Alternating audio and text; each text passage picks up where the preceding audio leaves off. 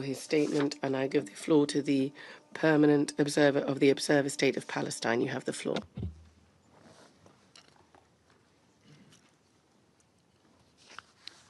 Mr. President, allow me at the outset to express our appreciation for your decision to chair this very important meeting at ministerial level and for the important role France plays on this Council and in support of efforts for peace in our region. I want also to welcome all ministers who are with us today. Allow me further to thank the Secretary General for not allowing the world to look away or forget Gaza and the occupied Palestinian territory, reminding them of their obligations and for being a strong voice for humanity and peace. I want also to thank him for being with us today and for his statement, along with the statement of his head of the legal department on behalf of the Secretary General yesterday at The Hague before we presented our opinion. Allow me also to convey our utmost respect for the UN and its heroic personnel on the ground who are risking their lives to save lives. The Security Council has adopted binding resolutions with clear goals: stopping the bloodshed, humanitarian aid reaching those who desperately need it, releasing hostages and detainees, preventing forcible displacement and any attempts at annexation, achieving the two-state solution. The world rallied behind these goals, and yet the reality today is a declared punitive siege by Israel over Gaza to deprive 2 million Palestinians, half of them children, of food and water and medicine and electricity, and all other essentials of life while they endure unbearable, inhumane conditions. There is no shortage of bombs falling on Gaza, but there is an imposed shortage of everything else. Starvation as a weapon of war against an entire civilian population that is still being bombarded relentlessly. Families of hostages and detainees are growing more desperate every day. Their plans for forcible displacement and annexations are well underway, and Israeli leaders no longer feel the need to disguise or hide their nefarious intentions. We cannot surrender to this situation. Let me repeat, we cannot surrender to this situation. We must bring it to an end. An immediate ceasefire must be resumed, and all its objectives must be achieved. President Trump, in his latest conversation with the Israeli Prime Minister, stressed what he called, in his own words, the need to be good to Gaza, given how people there are suffering, and signaling specifically that the United States are pushing to secure the entry of food and medicines to Gaza. We deeply hope that the United States, Egypt, and Qatar, with the support of the international community as a whole, will be able to secure a return to the ceasefire to start bringing all this suffering to an end. Mr. President, there is a way out of this nightmare for everyone's benefit. President Abbas, in his address to the PLO Central Council, made it clear that we want peace. I repeat, we want peace, not only for ourselves, but for all. That we are committed to the rule of international law and want to see it prevail. That we believe that the peaceful approach is the one that can deliver our people's rights, and that there is no justification for harming civilians, whether Palestinians or Israelis. At the same meeting, the PLO Central Council established the position of Vice President of the PLO and the State of Palestine, held since by Mr. Hussein al-Sheikh. I was supposed to attend the Central Council in Ramallah. Instead, Israel, after holding me up for 5 hours, denied me entry to my own country that I proudly represent here. I am a Palestinian born in Palestine to Palestinian parents, and I am prohibited from entering my own country. This is a very small part of the collective punishment imposed on all Palestinians and of the denial of our existence and rights as a nation and as individuals. Mr. President, you have on one side a Palestinian leadership committed to nonviolence, and on the other hand, an Israeli leadership unleashing the worst forms of violence against an entire civilian population. You have a Palestinian leadership that is clearly and unequivocally committed to the two-state solution, and an Israeli leadership decided to its destruction. You have a Palestinian leadership that is showing restraint and acting responsibly, and you have an Israeli leadership whose actions are dictated by its populist and fanatical views. You have a Palestinian leadership committed to international law and aligned with the international consensus, and an Israeli leadership that considers that the rules depend on the identity of the victims and the identity of the perpetrators, demanding impunity for its crimes and considering our very existence a crime.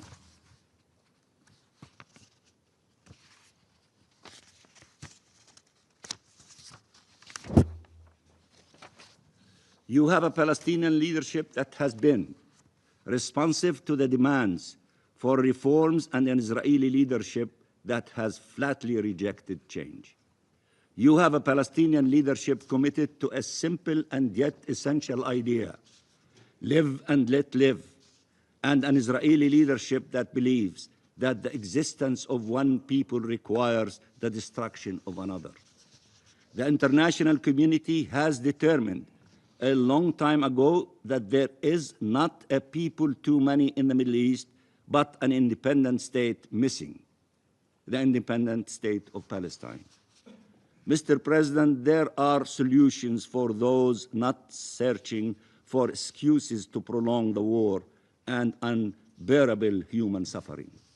There are solutions whereby Hamas would no longer rule Gaza, and transitional governance arrangements would set the stage for the PA to fully assume its responsibilities in the Gaza Strip.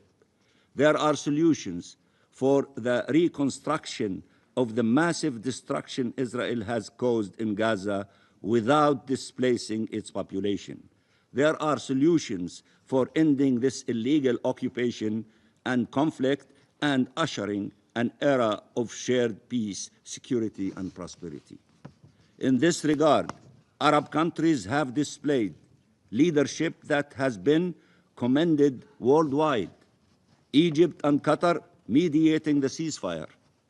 Arab countries taking the lead when it comes to humanitarian aid through Jordan and Egypt.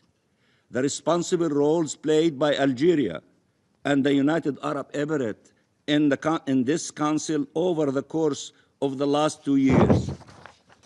The Arab Reconstruction Plan, endorsed by the OIC and supported by international partners. The leading role of Saudi Arabia and as chair of the Arab Islamic Committee and as co-chair of the Global Alliance with Norway and the EU, and so-called chair of the June Peace Conference with France.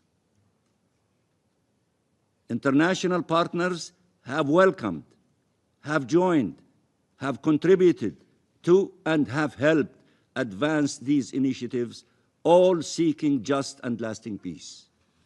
The international mobilization has never been stronger to confront a reality that has never been darker. We see this mobilizations here in the Council, in the General Assembly, at the International Court of Justice, all determined to uphold international law to end this most painful and historic injustice. As we approach the June conference on the peaceful settlement of the question of Palestine and the implementation of the two-state solution, we call on all states to do all that they can to uphold international law, support our right to self-determination, and salvage peace. We endorse the call of the Secretary General when he said to all of you and those who are outside this room, this is the time for action, not the reiteration of what we agreed to. This is the time for action. We call on those who have yet to do so to recognize the state of Palestine without any further delay, as a clear signal that they will not tolerate its destruction and the destruction of the two-state solution. We believe, Mr. President, that your country in this regard can play a pivotal role.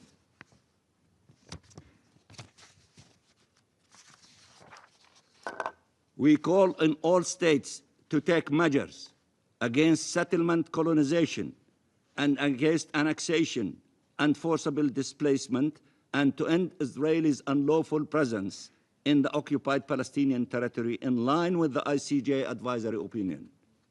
We call on all states to support the Palestinian government, which shown clear commitment to reform and peace, and to support politically and financially the Arab Reconstruction Plan, and to continue supporting UNRWA.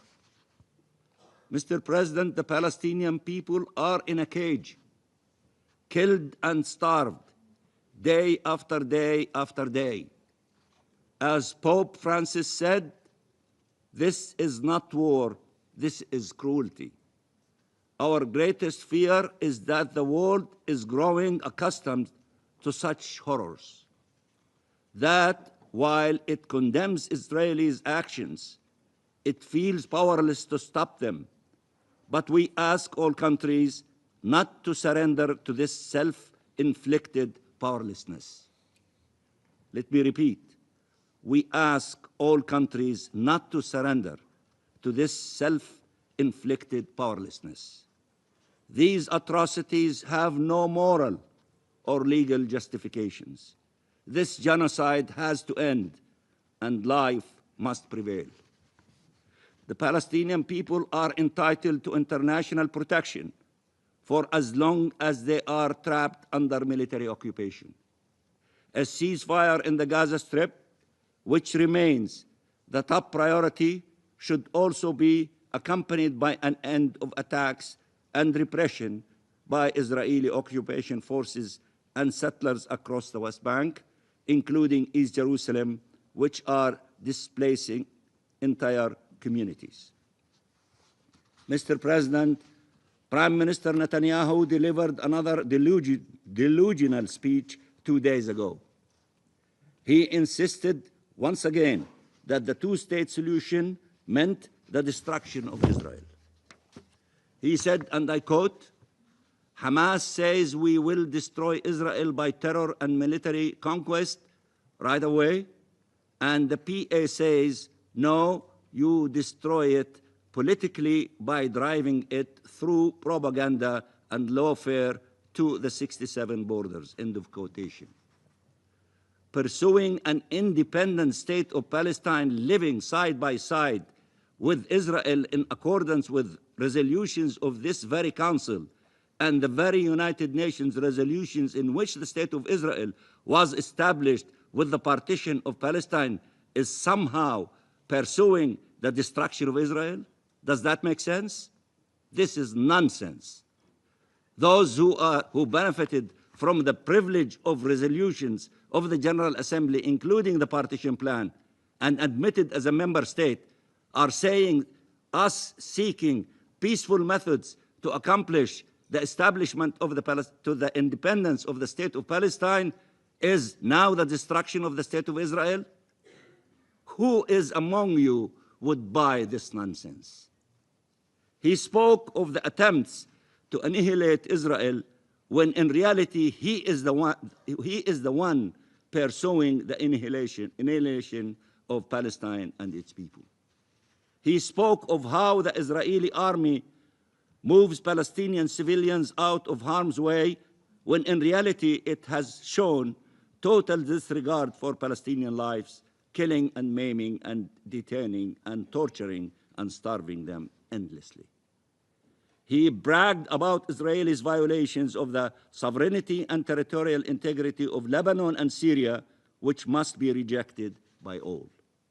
He again asserted that he will pursue peace with regional partners while sidelining the Palestine question as if nothing had happened these last 18 months. He spoke with the same arrogance, the same aversion to facts, and the same disregard for the suffering of people, whether Palestinian or Israelis.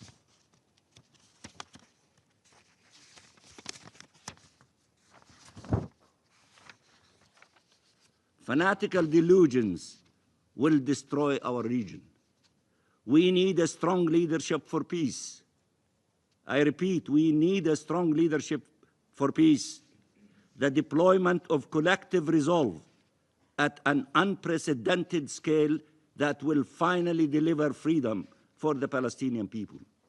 Two states living side by side in peace and security, and unleash the true potential of our region for the benefit of all.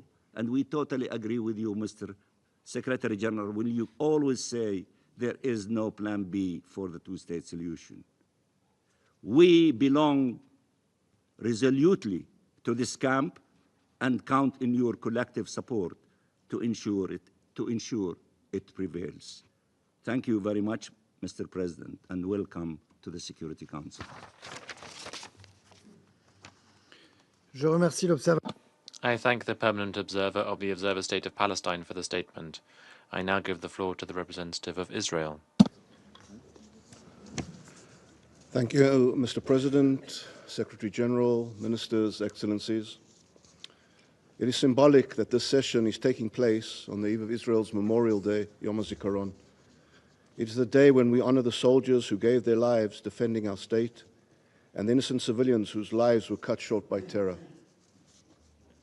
Israel welcomes what is hopefully to be a broader debate on the Middle East. Far too often, this Council confines its focus to a narrow segment of the region, missing the broader forces at play, both the forces of progress and the forces of destruction. Today we have a chance to widen that lens, and we must. As we speak, the Middle East is in dynamic motion. Danger and opportunity walk side by side. There is much to be hopeful about: economic development, dialogue and collaboration. However, the threats loom imminent, more dangerous than ever. For all the momentum, there are forces seeking to reverse it and take advantage of the instability. And those forces are growing more violent and more entrenched. This is the reality of the Middle East, and we implore the Council and the international community not to ignore or minimize the forces of ruin. This is the reality of terrorism and extremism, of forces present in the Middle East that despise peace and will not rest until their sick version of destruction is fulfilled. There is powerful opportunity in Lebanon today. Public voices, civil society leaders, and elements within its new government are calling for sovereignty, for an end to Hezbollah's tyranny over their country. The Lebanese people have made one thing unmistakably clear: they want peace, stability, and a future free from terror. But Hezbollah, a murderous terrorist organization backed by Iran, continues to hold sway over stockpiles of weapons in civilian areas and is intent on dragging the Lebanese population towards another devastating war. Hezbollah's murderous intent is vividly demonstrated by Hezbollah's ongoing activities. Just 2 days ago, the IDF struck a terrorist infrastructure site in the Dakhia, a Hezbollah stronghold in Beirut, which contained precision missiles intended for use against Israel. The storage of such weaponry within civilian areas constitutes a blatant violation of understandings between Israel and Lebanon and a clear violation of international law. Hezbollah's systematic embedding of missiles amidst the Lebanese population is a cynical exploitation of civilians and another contemptible assault on basic human morality. Prior to the strike, Israel took significant steps to mitigate the risk to uninvolved civilians, including issuing advanced warnings in using precise munitions. Israel will continue to act as necessary to remove threats to its people while taking every possible measure to uphold its obligations under international law. The Lebanese government must have a monopoly on military force. That is the Israeli position. That is the Lebanese position. That is the position of our cessation of hostilities agreement, and it is, of course, the position of this Council per Resolution 1701 and 1559. However, the international support for Lebanese sovereignty and Hezbollah's disarmament must be more than rhetorical. The implementation of the cessation of hostilities agreement on the Lebanese side remains partial, with many of the violations reported to the US-led mechanisms remaining unaddressed. The international community must take tangible steps to assist the Lebanese government and armed forces in reclaiming its sovereignty and dismantling Hezbollah's parallel army of terrorists. We cannot waste another decade standing by as Hezbollah regains its strengths and further entrenches itself in Lebanon. Syria today is a country no longer under the Assad regime, but not yet under stable governance. The collapse of the Assad regime created a volatile void. The armed military militias roam unchecked, Iranian-backed forces operate with impunity, radical groups, some aligned with the most brutal global terror networks, control territory and populations. As is too often the case in times of collapse, Syria's most vulnerable, its minorities, its internally displaced, its religious and ethnic communities are the ones left exposed. Christians, Druze, Kurds, Yazidis are all caught between a shattered state and roaming militias.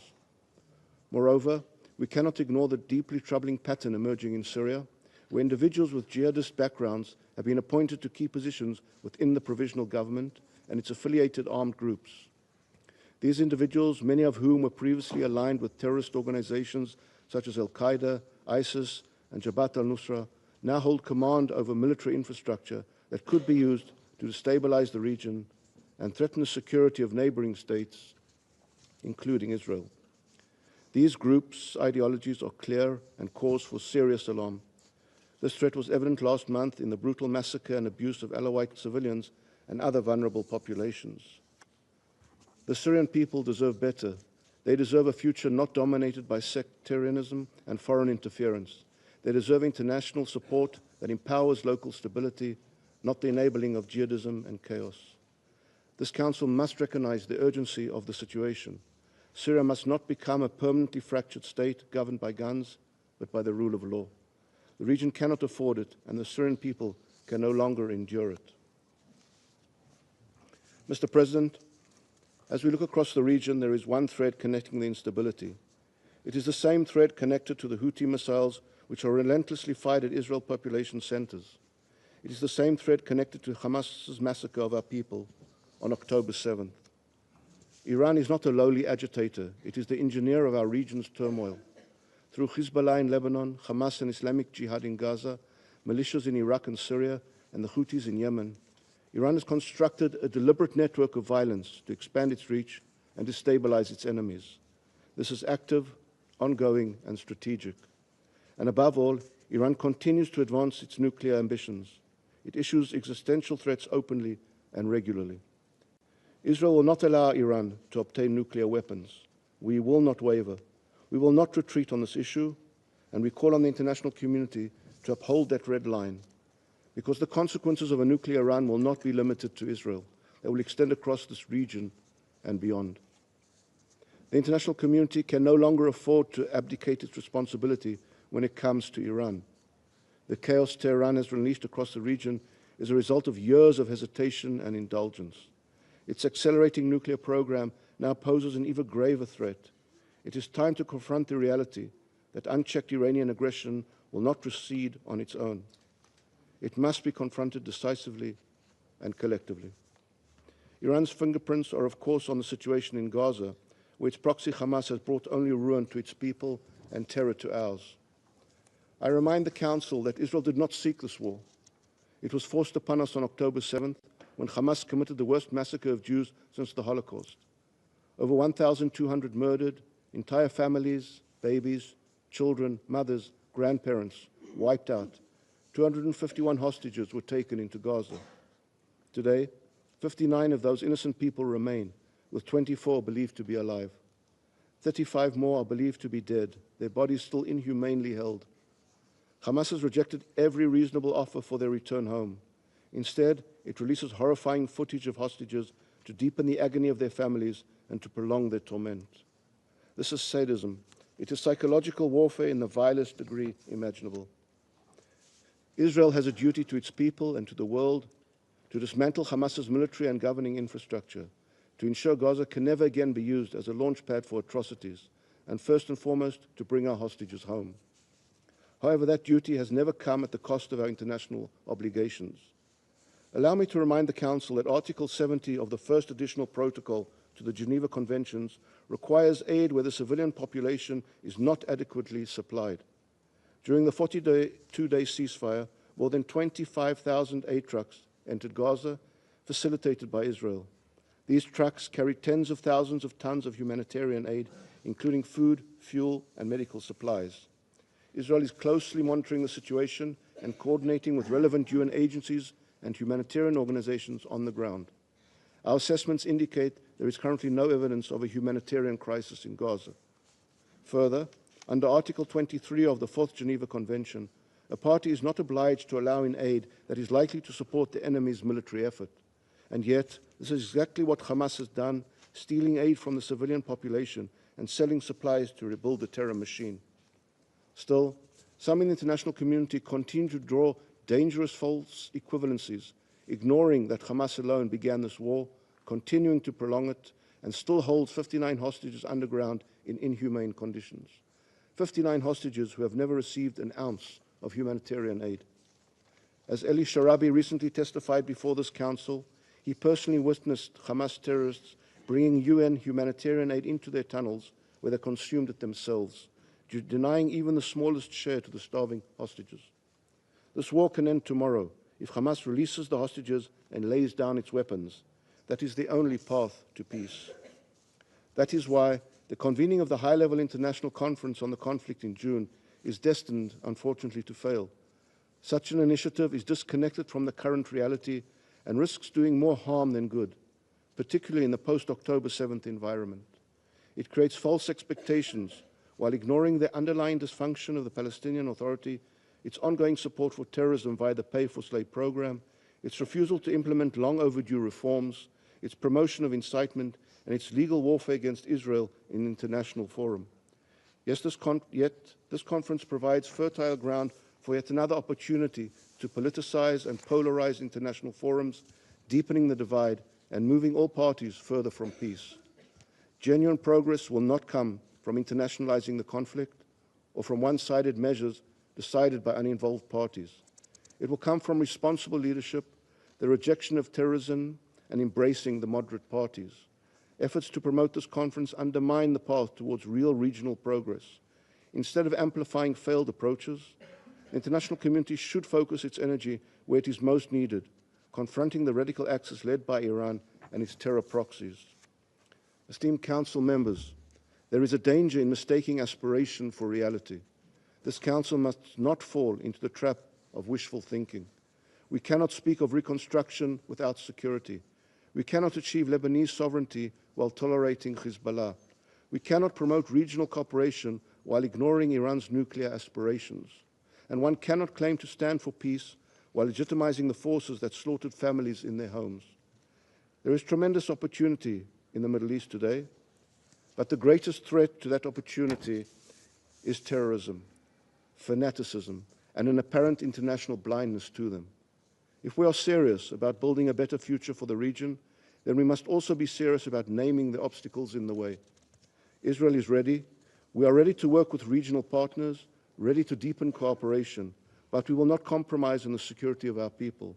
and we will not accept the permanence of terror.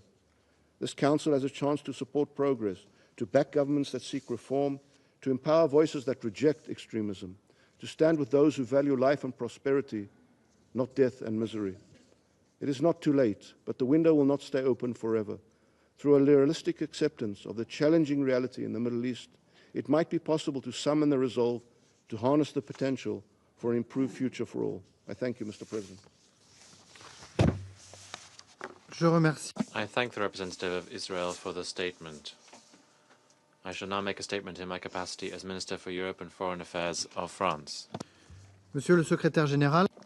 Secretary General, ladies and gentlemen, ministers, ladies and gentlemen, I decided to make the debate on the Middle East a landmark event of the French presidency of the Security Council. The anti-Semitic massacres of the 7th of October 2023 and the military response that ensued have shaken the region. Right now, Gaza is devastated by war. Lebanon is struggling to get back on its feet. Syria is engaging in a fragile and uncertain transition. And Iran is pursuing its dangerous nuclear arms race. This spiral of destabilization must not lead us into a situation from which we cannot turn back. This is why we need to strive together for peace and security for all. Our first priority is to stop the hostilities, to bring an end to civilian suffering. In Lebanon, in close cooperation with our American partners, 5 months ago, we managed to achieve a ceasefire agreement. Its implementation still has room for improvement, but it did bring peace. It is crucial for it to be maintained. In Gaza, unfortunately, war continues. The ceasefire being broken and the resumption of Israeli strikes must shock us. They are a dramatic step back for the Palestinian civilians, for Israeli hostages and their families, and for the security of the whole region. There is an urgent need for negotiations to resume and to achieve a lasting ceasefire. We support the mediators' efforts to achieve this. This ceasefire must enable the unconditional and immediate release of all hostages arbitrarily detained by Hamas. I would like, here speaking to this council, to pay particular attention to our compatriot Ofer Calderon, released after 484 days in captivity. I'd also like to pay a tribute to our compatriot Ohad Yaloumi, abducted on the 7th of October, who was arbitrarily detained and then killed in Gaza. He leaves a widow and 3 innocent children behind. The ceasefire should also ensure the mass entry of humanitarian aid to Gaza. The situation on the ground is catastrophic. However, for 2 months now, all humanitarian aid has been blocked. I went to the Egyptian border and I can testify to you with my own eyes that this situation is unacceptable. Since the end of March, the Israeli bombings have killed more than 1,300 people, including numerous civilians, women and children. These strikes have also killed humanitarian workers and UN staff. The living hell that the Gazan civilians are in must stop. I would call upon Israel to lift all restrictions so that humanitarian aid can enter Gaza and in huge volumes. France has fully mobilized to respond to the humanitarian emergency. Since 2023, we've provided 250 million euros in humanitarian aid to civilians. Part of this aid was distributed through UNRWA. France supports its actions, but also supports the reform underway. In close cooperation with our regional partners, in particular Egypt and Jordan, we've also directly provided healthcare, food and shelter for the Gazan inhabitants who are victims of the war. Our second priority is to help the territories terrorized by conflicts to rebuild. The international conference in support of the people and sovereignty of Lebanon that was held in Paris on the 24th of October 2024 collected more than $1 billion. This assistance is for the population and for the security forces. The new authorities have undertaken reforms and reconstruction efforts, and we support this.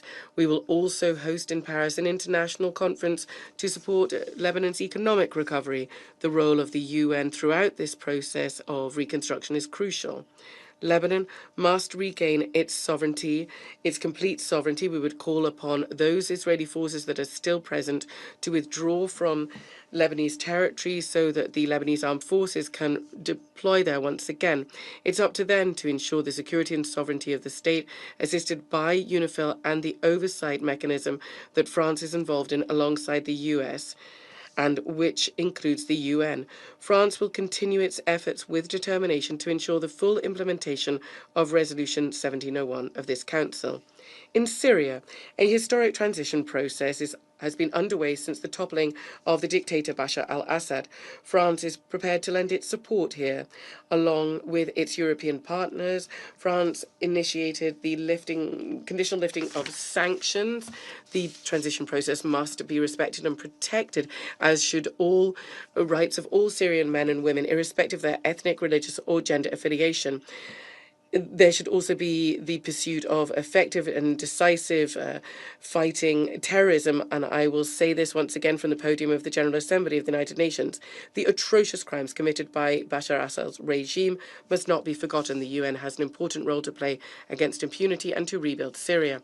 In Gaza, we support the efforts of our Arab partners to build a robust and credible framework for the day after. This framework should enable reconstruction, governance, and security in the Strip. However, these efforts can only be effective if they're part of a political solution. This is why our third priority is to work to attain political solutions that can guarantee a just and lasting peace. There's only one solution that can achieve a political settlement to the Israeli-Palestinian conflict, the two-state solution, the only one that can guarantee peace and security in the long term for Israelis and Palestinians.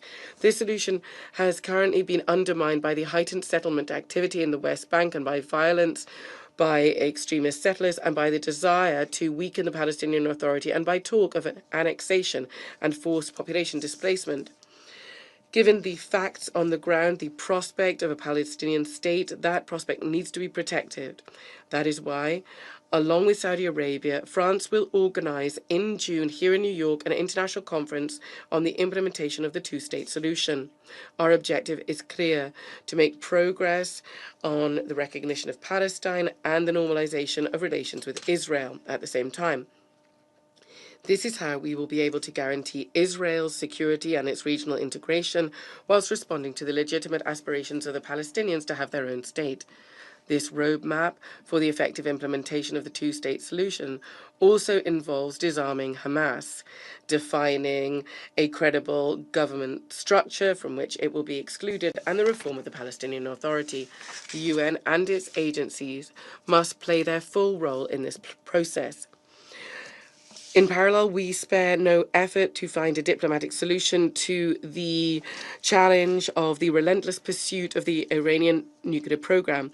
The director of the IAEA, Rafael Grossi, described this very clearly yesterday during our meeting on non-proliferation.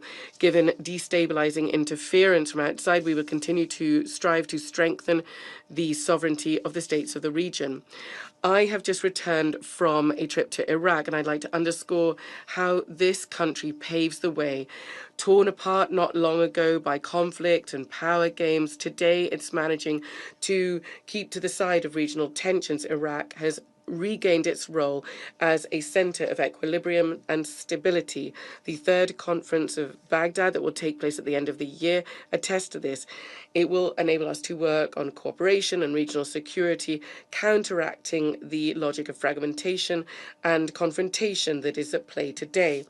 Mr. Secretary General, ladies and gentlemen, France seeks to serve peace and sovereignty, without which nothing is possible. We are firmly committed through our history and our geography to the Near and Middle East. Today, our security and our stability all depend on this region, that of all of us. We are therefore determined to pave with you, for you, the path of peace. I now resume my functions as President of the Council, and I give the floor to His Excellency Mr. Alaji Timothy Musa Kaba, Minister for Foreign Affairs and International Cooperation of Sierra Leone. You have the floor.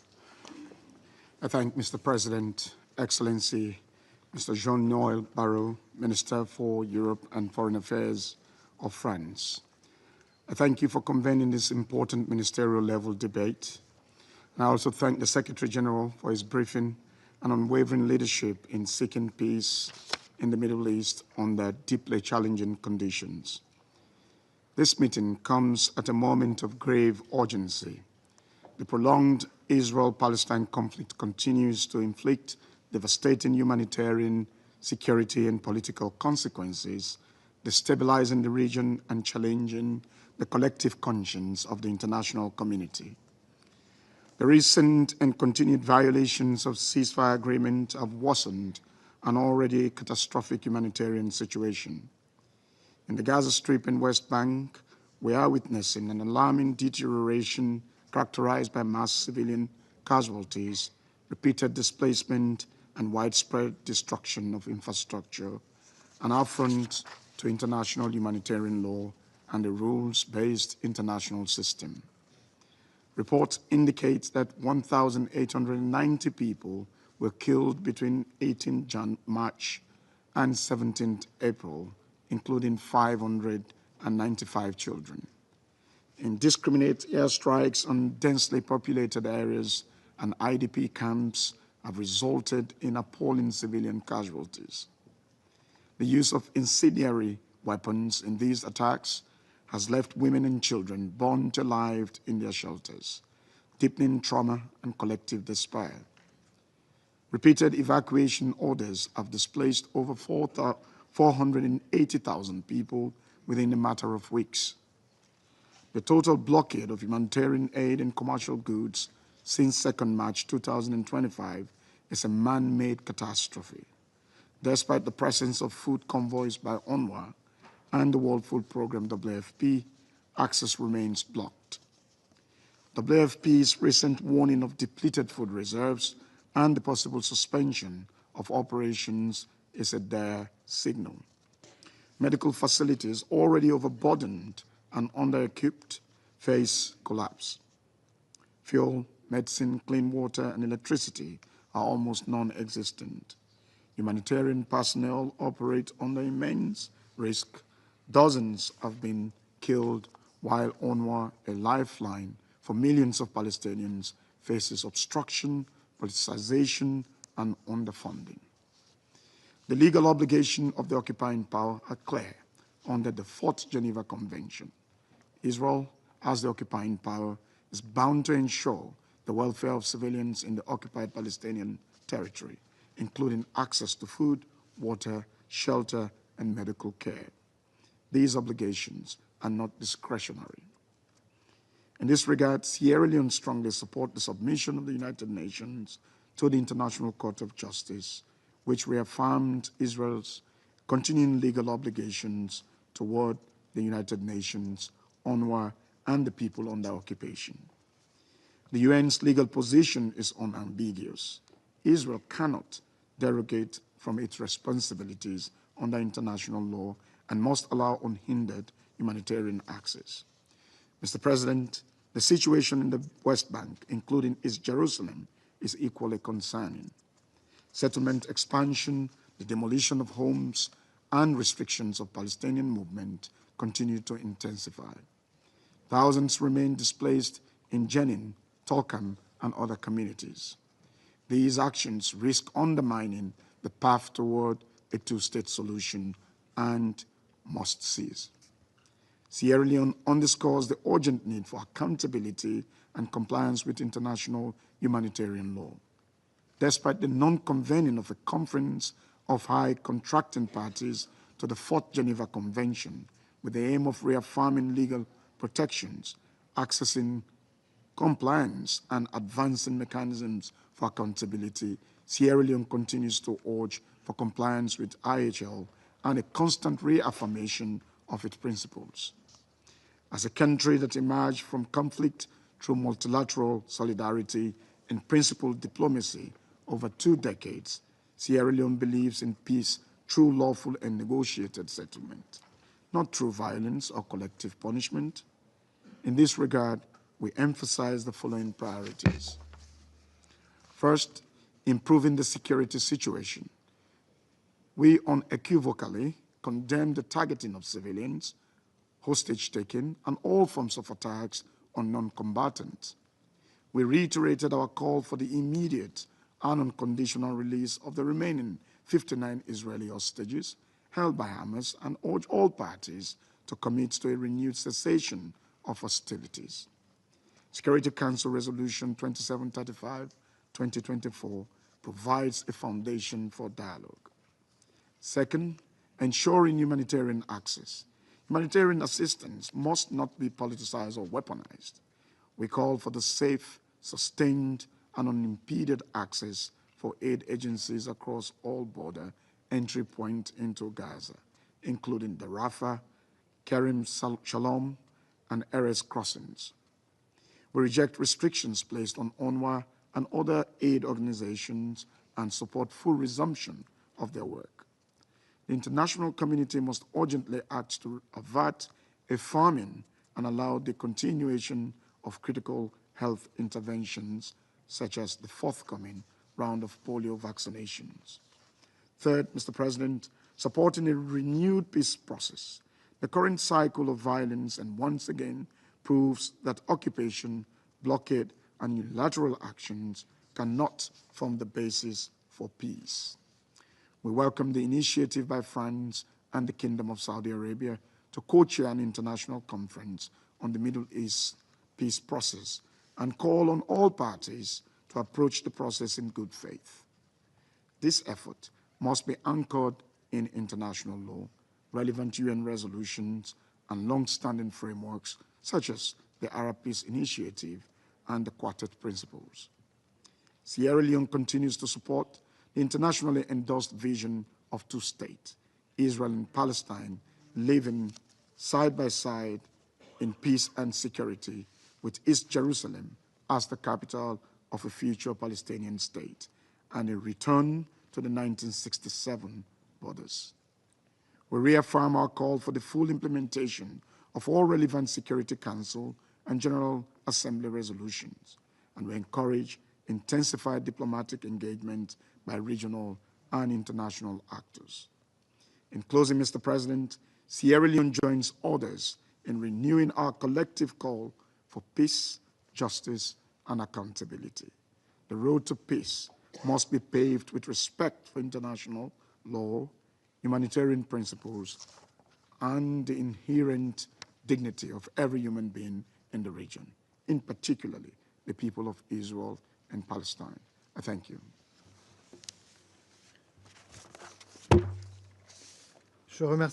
I thank His Excellency Mr. Kaba for his statement, and I give the floor to Her Excellency Ms. Barbara Zvokelj, Secretary General, Minister for Foreign Affairs and European Affairs of Slovenia. I thank you, Mr. President, and good morning to everyone. I would also like to take this opportunity to thank you, Secretary General, on behalf of my government, for the service of each and every UN staff member on the ground. Mr. President, 7th October was the deadliest day for Jewish people since the Holocaust. And what followed are the deadliest 570 days ever for Palestinians. We have never seen such a perpetuating trauma for people on the ground, nor an obliteration of the system we had built to prevent it. Mr. President, never has humanity been more suffocated. From attacks on humanitarian, medical, and media workers, to attacks on civilians and destruction of civilian objects and humanitarian facilities in Gaza.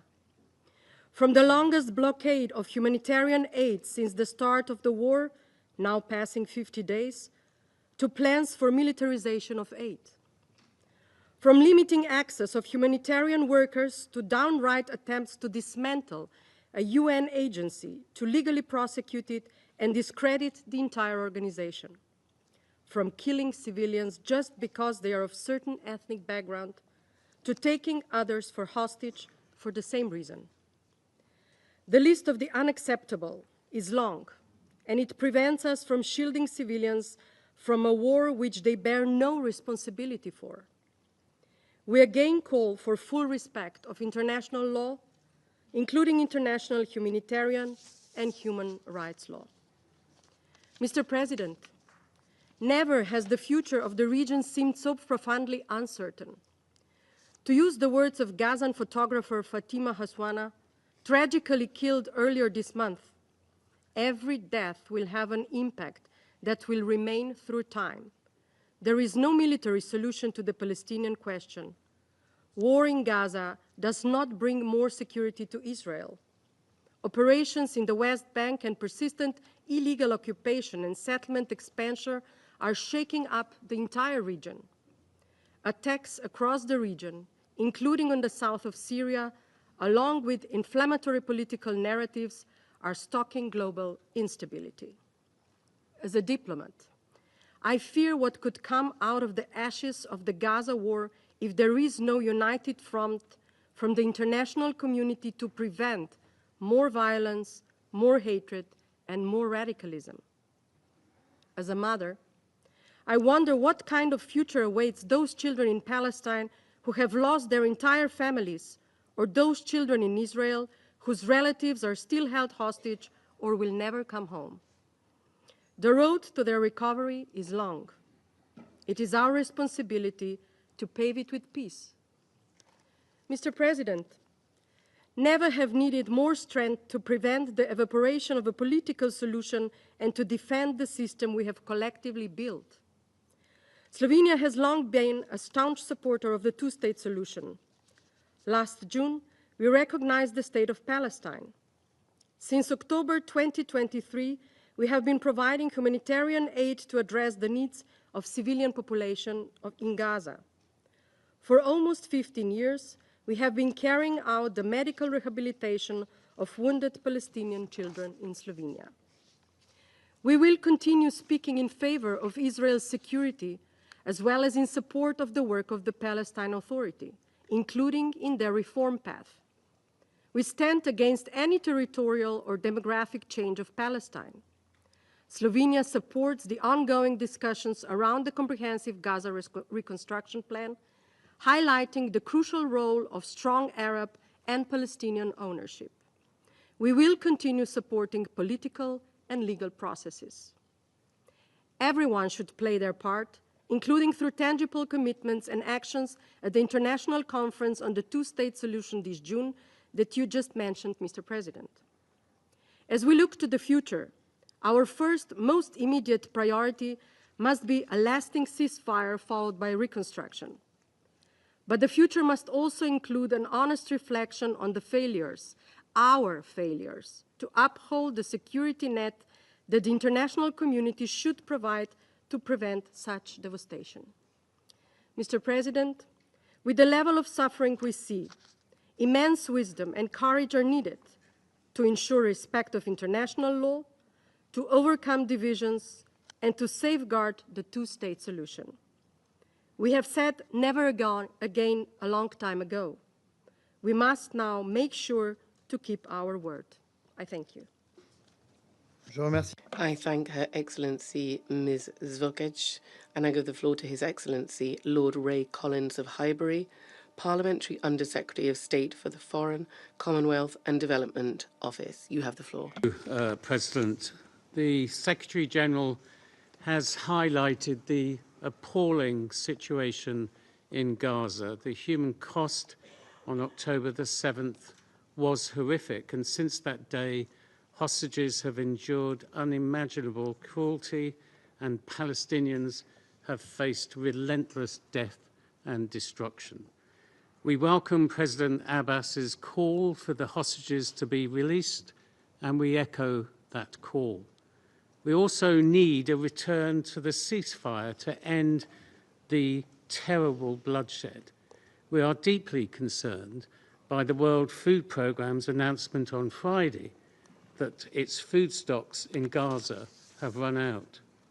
It is unacceptable that Israel has blocked humanitarian support from entering Gaza for nearly 2 months, meaning that Palestinian civilians, including 1 million children, are facing starvation, disease, and death.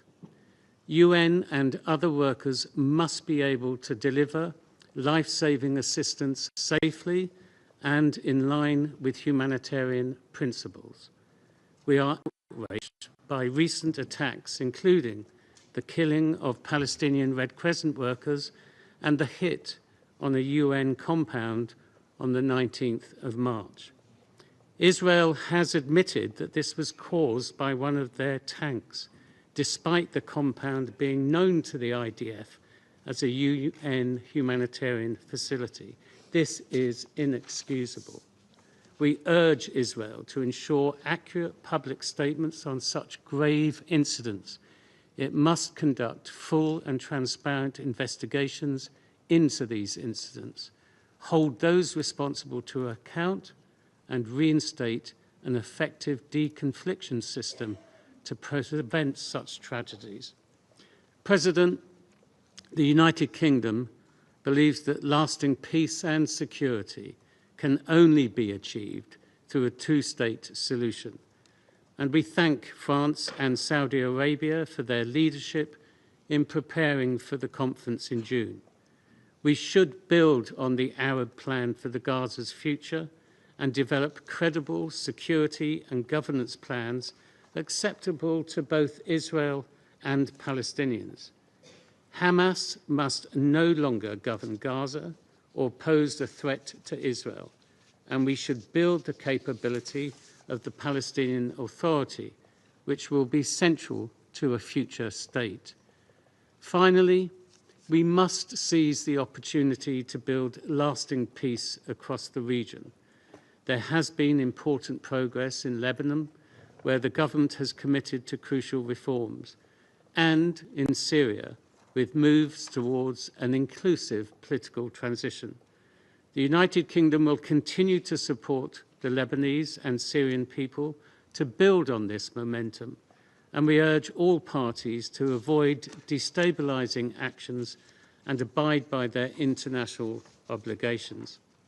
President, a better future in the Middle East is possible.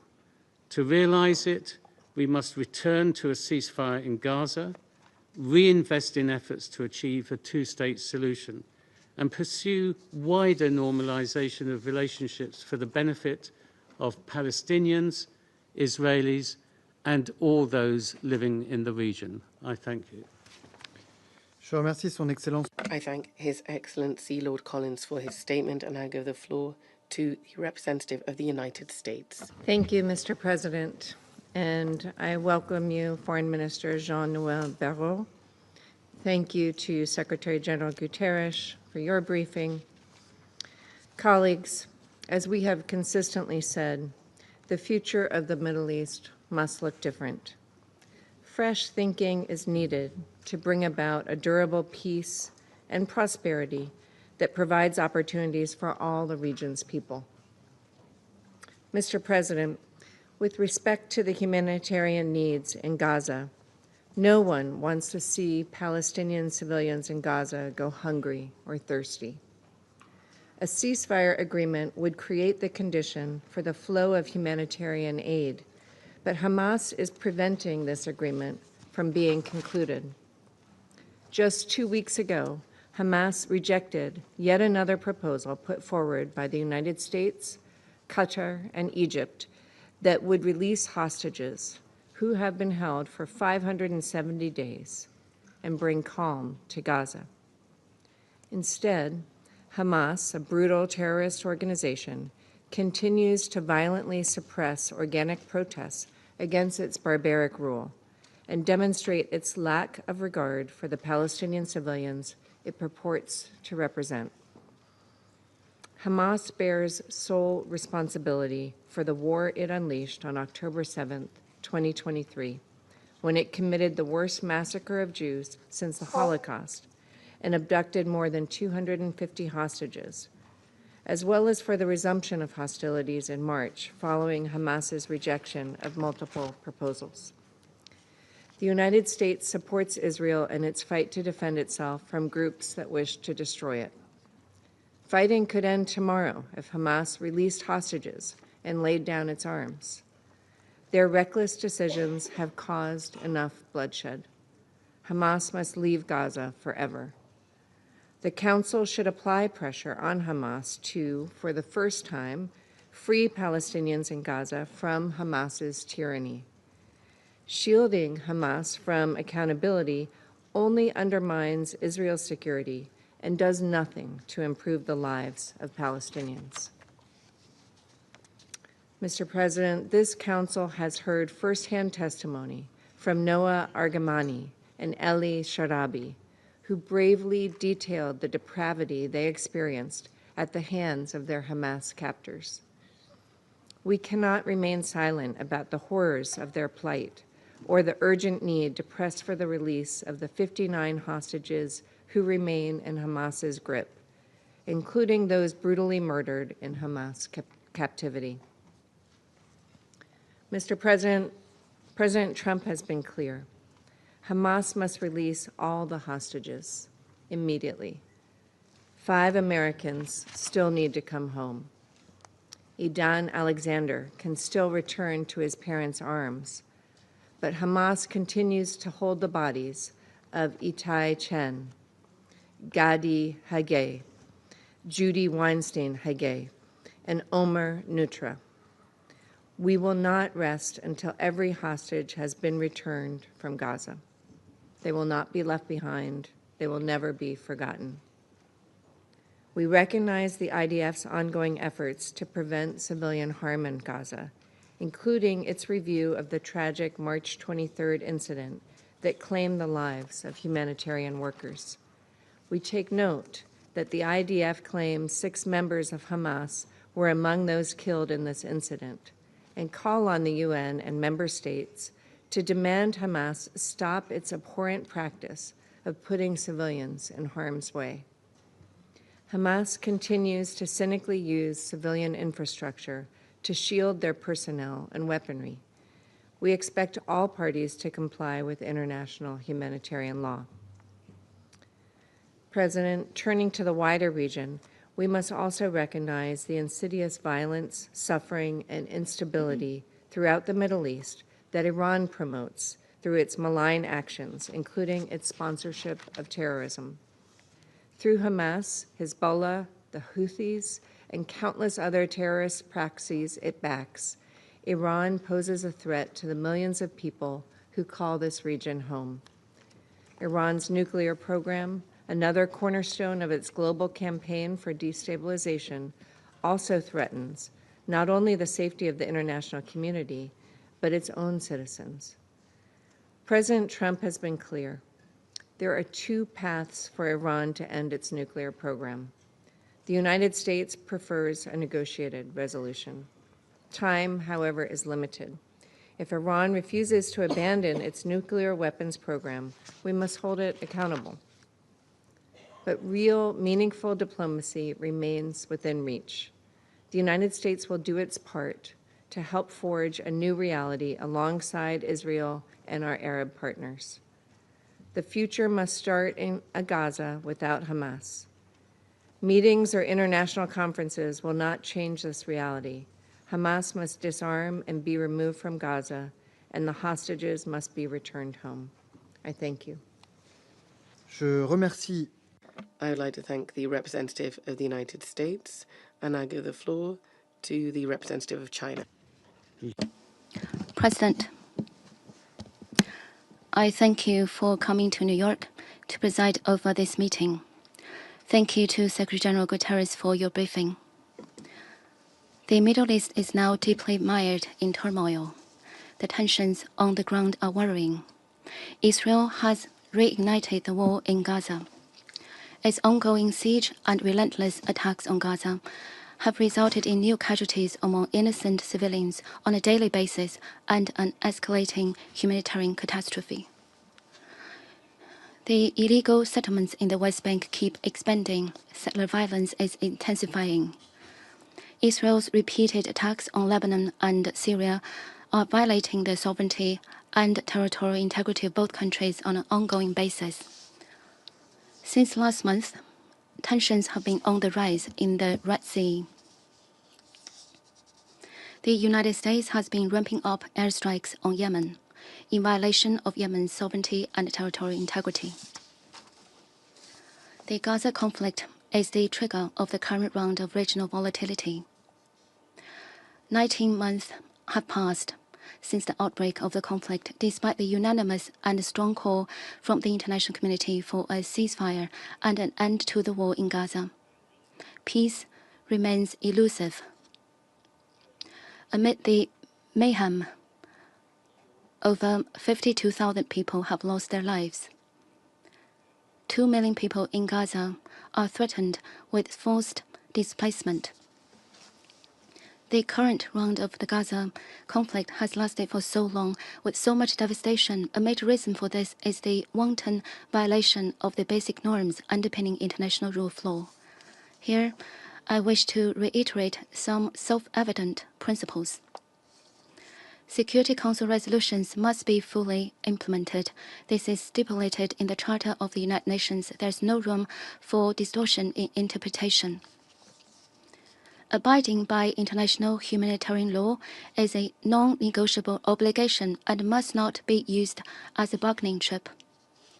The principles of international law are universally applicable to all countries. Double standard and selective application entail serious consequences. We urge Israel to fulfill its international legal obligations in earnest and observe the basic norms governing international relations. The United States, a country with major influence on the party concerned, should cast aside its geopolitical self-interests, uphold a fair and responsible attitude, and work to restore peace and stability in the region. Given the gravity of the situation, I wish to emphasize the following points. First, a lasting ceasefire must be secured. Violence or force cannot bring about security. A lasting ceasefire in Gaza is the best way to save lives and bring hostages home. This must be an overriding priority. China urges Israel to relinquish its obsession with the delusion of winning by force and to immediately cease its military operations in Gaza and its attacks on Lebanon and Syria. We call on the U.S. to stop its airstrikes on Yemen and to respect Yemen's sovereignty, security, and territorial integrity. The Houthis should stop harassing merchant ships and should maintain the safety of shipping lanes in the Red Sea. Second, humanitarian aid in Gaza must be restored. Humanitarian aid must not be weaponized. Israel must fulfill its obligations under international humanitarian law as the occupying power by immediately lifting the blockade and fully restoring humanitarian access to Gaza. We strongly condemn any attacks against humanitarian workers and call for thorough investigations and accountability for all attacks. The so-called professional failures must not be used as an excuse to kill humanitarian workers. UNRWA, a body established upon a mandate of a UNGA resolution, enjoys privileges and immunities. Its dignity, safety, and security and facility should be respected and guaranteed. Third, unilateral actions that violate international law must stop. Settlement activities in the West Bank violate Security Council resolutions and must cease immediately. Security Council Resolution 2735 made it clear that, I quote, it rejects any attempt at the demographic and territorial change in the Gaza Strip. The recent expansion of the Israeli military presence in Gaza, carving out more than half of the territory into a buffer zone, is a cause for serious concern. The international community must firmly oppose any forcible displacement of the population of Gaza and any attempts to annex territory in Gaza or the West Bank. Israel should withdraw from the Lebanese and Syrian territories without delay. Fourth, the two-state solution must be revitalized. Implementing the two-state solution is the only viable way to resolve the question of Palestine. We support the Gaza Recovery and Reconstruction Plan jointly launched by Egypt and other Arab countries. We commend France and Saudi Arabia for convening the upcoming high-level conference on the two-state solution in June, and hope that the conference will inject new impetus to the implementation of the two-state solution. The international community should step up its efforts to promote the political process of a two-state solution and provide it with robust guarantees.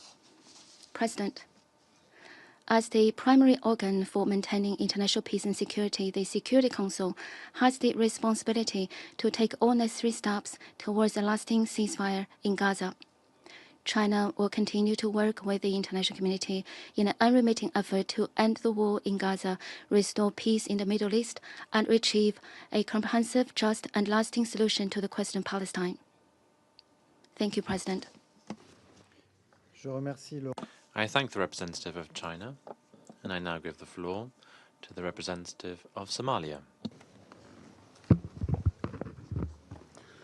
Mr. President, I extend my gratitude to the French presidency for convening this meeting at such a critical juncture as the Palestinian people and the broader region face unprecedented challenges.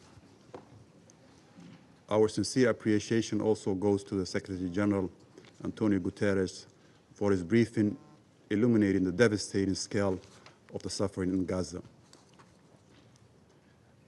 We meet again amid a profound moral crisis where international resolve has diminished to mere expressions of sympathy about the catastrophe unfolding before our eyes.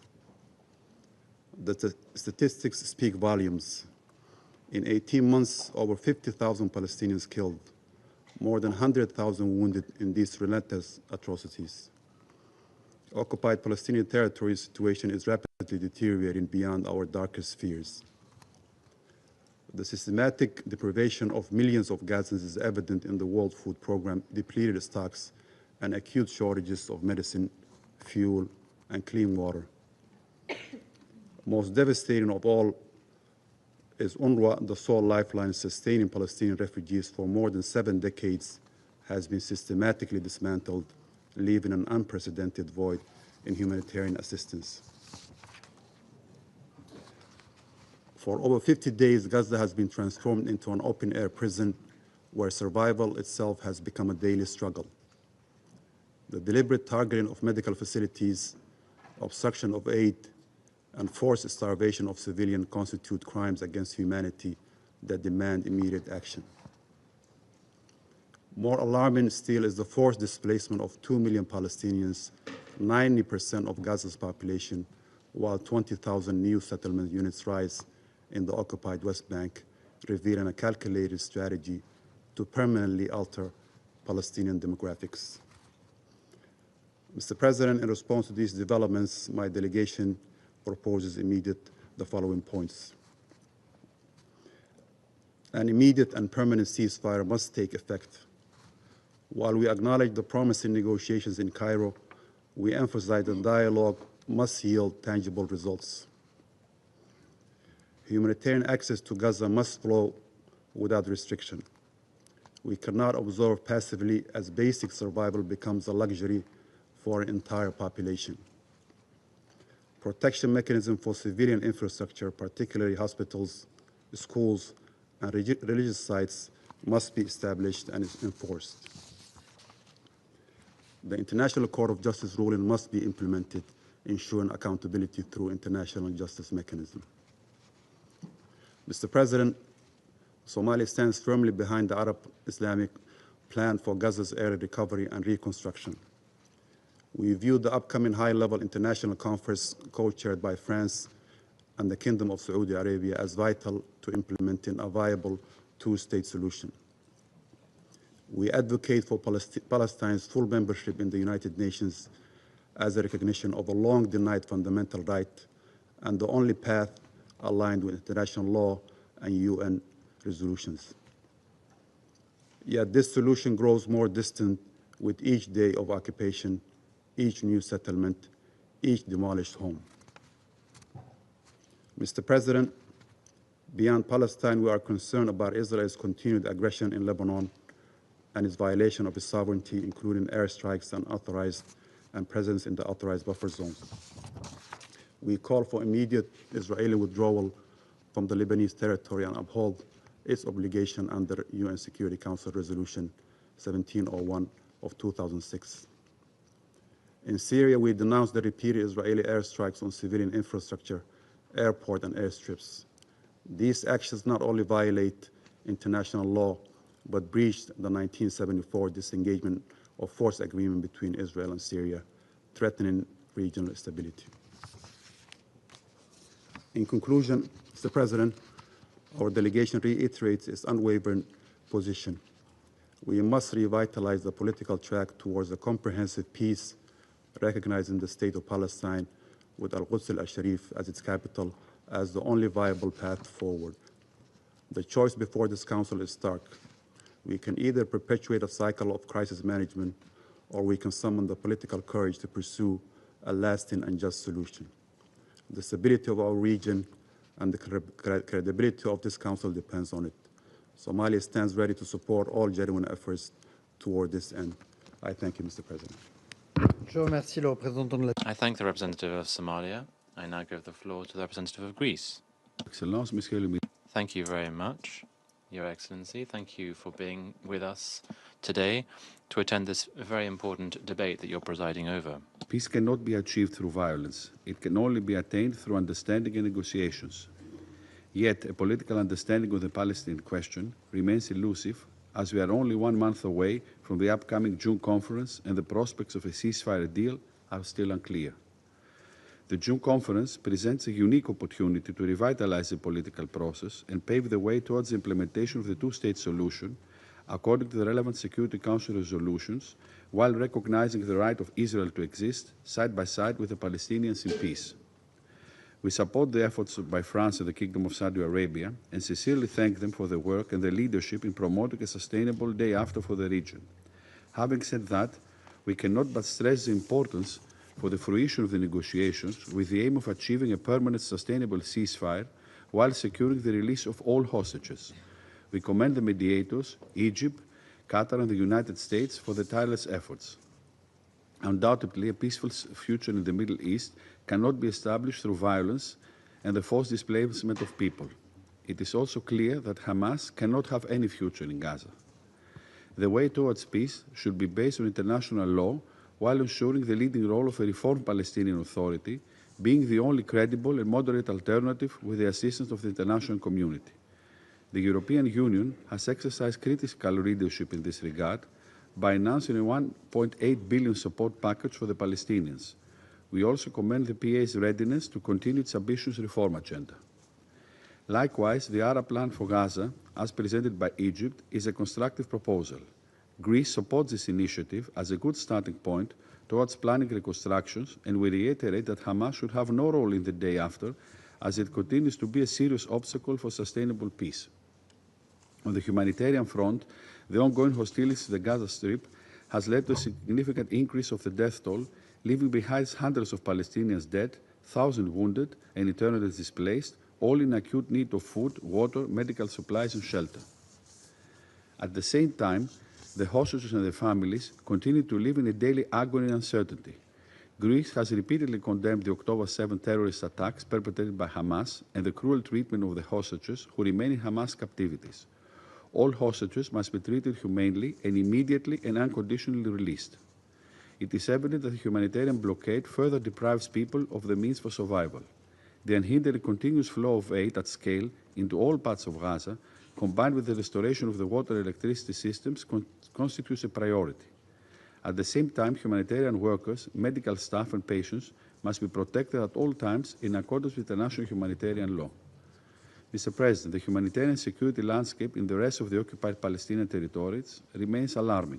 We are deeply concerned by the closure orders issued by the Israeli authorities against UNRWA schools in East Jerusalem, a decision which threatens the fundamental right of education of hundreds of pupils. UNRWA's role remains pivotal and indispensable. Turning to the West Bank, Greece expresses concern over the increase of settlement activity, the displacements of people from refugee camps, attacks on civilians and civilian infrastructure, demolition and seizure of Palestinian-owned properties, as well as the restricted access of aid groups to refugee camps. The special status quo of Jerusalem and its old city is of particular importance. It must be protected and respected by all and at all times. Its sacred spaces should remain inviolable. All of its communities should enjoy viability. Last but not least, Jordan's special role as custodian of massive and Christian holy sites in Jerusalem must be preserved, as it actively and beneficially contributes to preserving multiculturalism and religious tolerance in the region. Mr. President, in Lebanon, the formation of a new government presents a unique opportunity to restore stability. The new government has demonstrated its readiness to promote essential reforms and finally turn the page for Lebanese to have a new opportunity for peace and prosperity for the benefits of the whole region. This was clearly demonstrated in the recent quadrilateral meeting of the leaders of Greece, France, Cyprus, and Lebanon the past month. Forging strong state institutions, including the Lebanese armed forces, which play a crucial role in the implementation of the ceasefire agreement, is very important. We stand ready to assist the LAF, as the Greek Minister of Defense underscored during his recent visit to Beirut earlier this month. We strongly reaffirm our support for the relevant Security Council resolution and the territorial integrity, sovereignty, and political independence of Lebanon, as mentioned in Security Council Presidential Statement of January 15. UNIFIL is key for the restoration of peace and security, and thus Greece will be actively engaged in the discussion of the renewal of its mandate this summer. Mr. President, it has only been a few days since our last meeting in this chamber on the situation in Syria in the presence of Syrian interim foreign minister. As Special Envoy Peterson noted, the political transition in Syria is now at a truly critical juncture. This transition needs to be fully inclusive, Syrian-led and owned, according to the principle of Security Council Resolution 2554, as justice, accountability, and respect for international law, including the law of the sea, remains critical. A stable and prosperous Syria is key for the future of the Middle East. In concluding, Mr. President, hope should prevail over violence.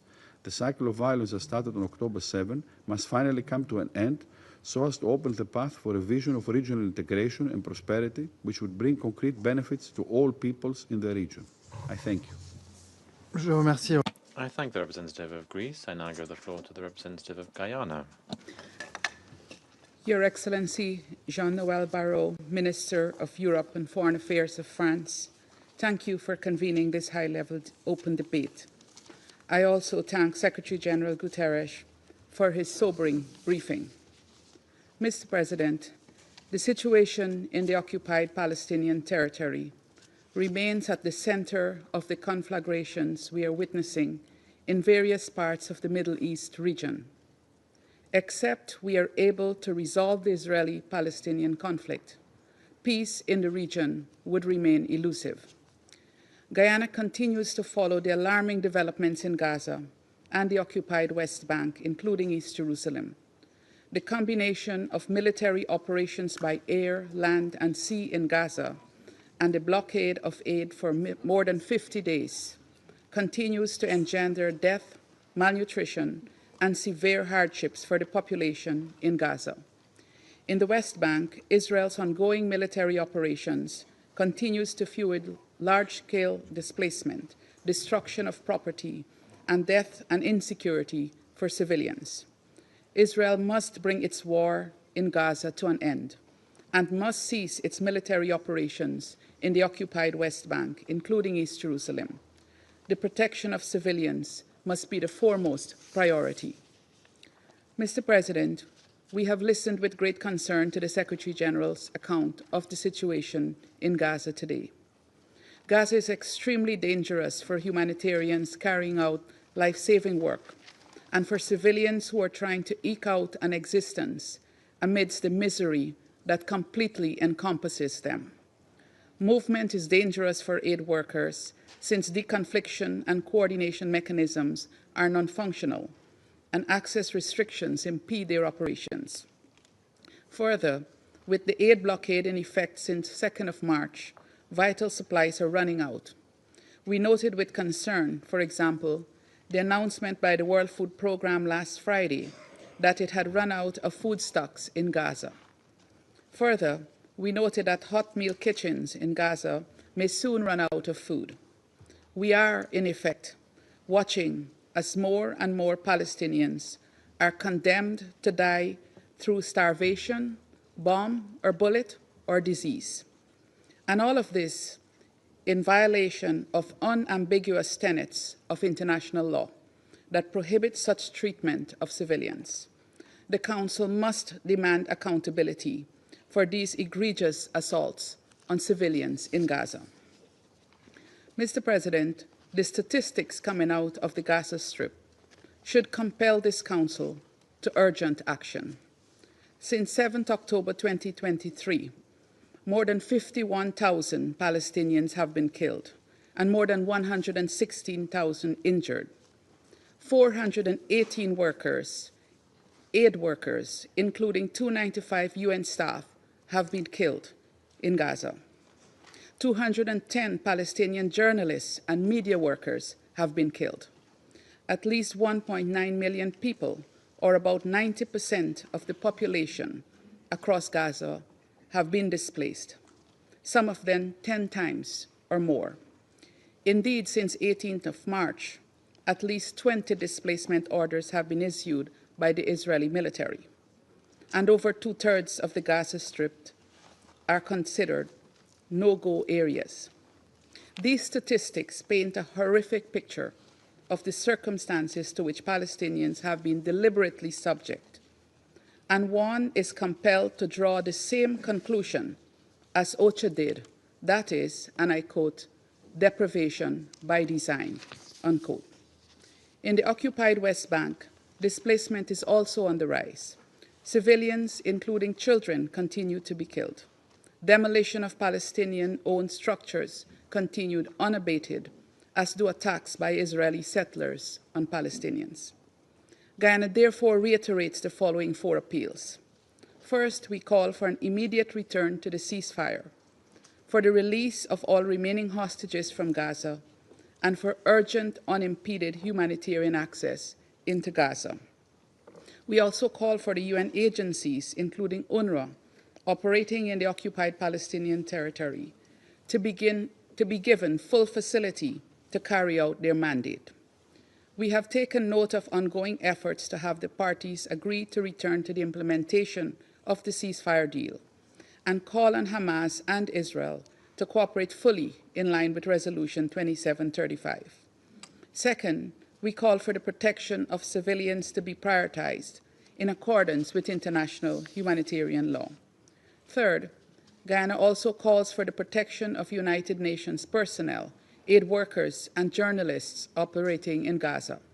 Too many of these workers have been killed and injured as they attempt to bring relief to Palestinians or draw attention to their plight. Fourth and final, Guyana appeals for a return to negotiations towards the achievement of the two-state solution in keeping with relevant UN resolutions. We look forward to the high-level international conference in June and hope that there will be some concrete outcomes that can take us closer to that goal. I thank you.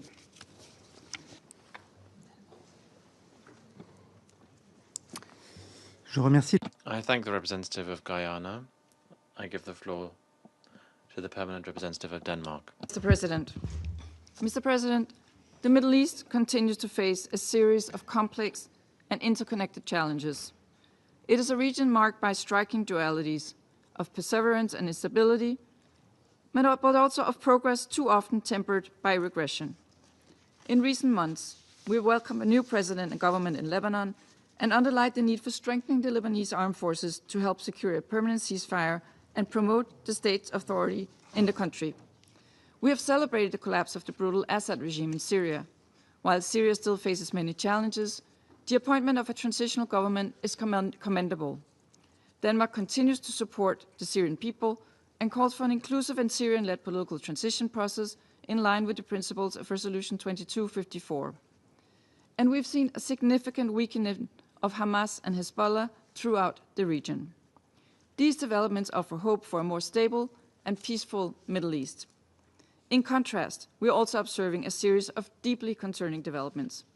In Gaza, the humanitarian situation is ever deteriorating, and the ceasefire has collapsed. No humanitarian aid has been allowed into Gaza for almost 2 months due to the complete humanitarian blockade imposed by Israel, cutting 2 million people from basic assistance. Water, electricity, and medical supplies are lacking. We are further alarmed by the recent reports that WPF has depleted all its food stocks in Gaza. Families in Gaza are reporting utter exhaustion for moving numerous times due to Israeli-issued evacuation orders. Mr. President, Israel has experienced extreme trauma following Hamas terrorist attack on October 7 and has the right to defend itself. We'll continue to condemn the brutal terrorist attacks and the ruthless hostage taken by Hamas. We will also continue to remind Israel that it must defend itself within the parameters of international law, including international humanitarian law. We condemn any attacks against humanitarian workers, medical staff, and healthcare facilities. They must be protected in accordance with the parties' obligations under international law. We watch the development in the West Bank with deep concern and urge Israel immediately to halt all settlement expansions on Palestinian land, address the settler violence, and stop the major displacement of civilians. These actions will not lead to more security and stability. They will only fuel the flames of resentment and violence as they undermine the prospects for a two-state solution, which remains the only viable road to a lasting and just peace.